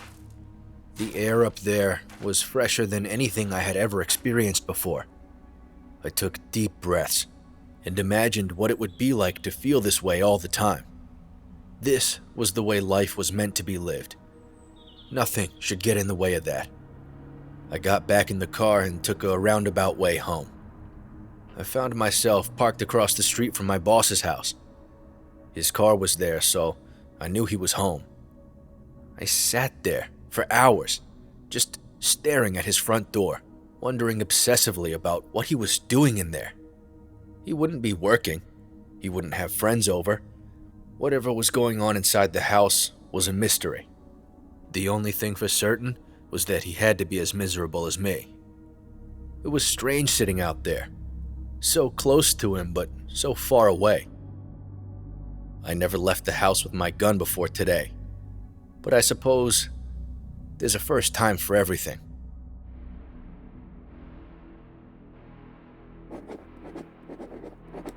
Sunday, April 20th, 2025. Last night, I had one final dream. I was on level ground this time, at the top of the cliff. Wind was blowing every which way, and I could see the horizon stretching endlessly in both directions. I know this dream had to be the last one, because what I did when I woke up makes me want to cry. But it's for the best. Now do you see your future and what it could be? Yes, I do. You are so close. You just have to make the decision. Thank you for showing me my path, friend. You are my friend, right? Yes, of course. Only a friend would want this kind of happiness for you. Do you live only in my mind? Or in the real world too? I exist everywhere you let me, and anywhere you want me to. If you are my friend, let me see your face. My face? You need not see the face of your most committed ally. Show me your face, and I will do anything you say. As you wish. Oh, you really are my ally. My most valuable companion. Embrace me, friend. Trust my guidance, and I will never lead you astray. Yeah, let's go together. Let's end this nightmare. No, you traitor.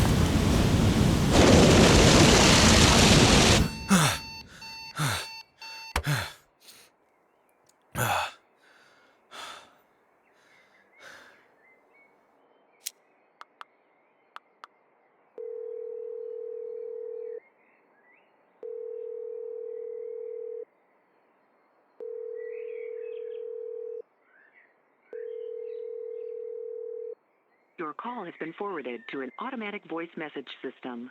At the tone, please record your message. When you have finished recording, you may hang up or press 1 for more options.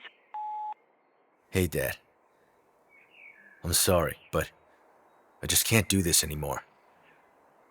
I quit.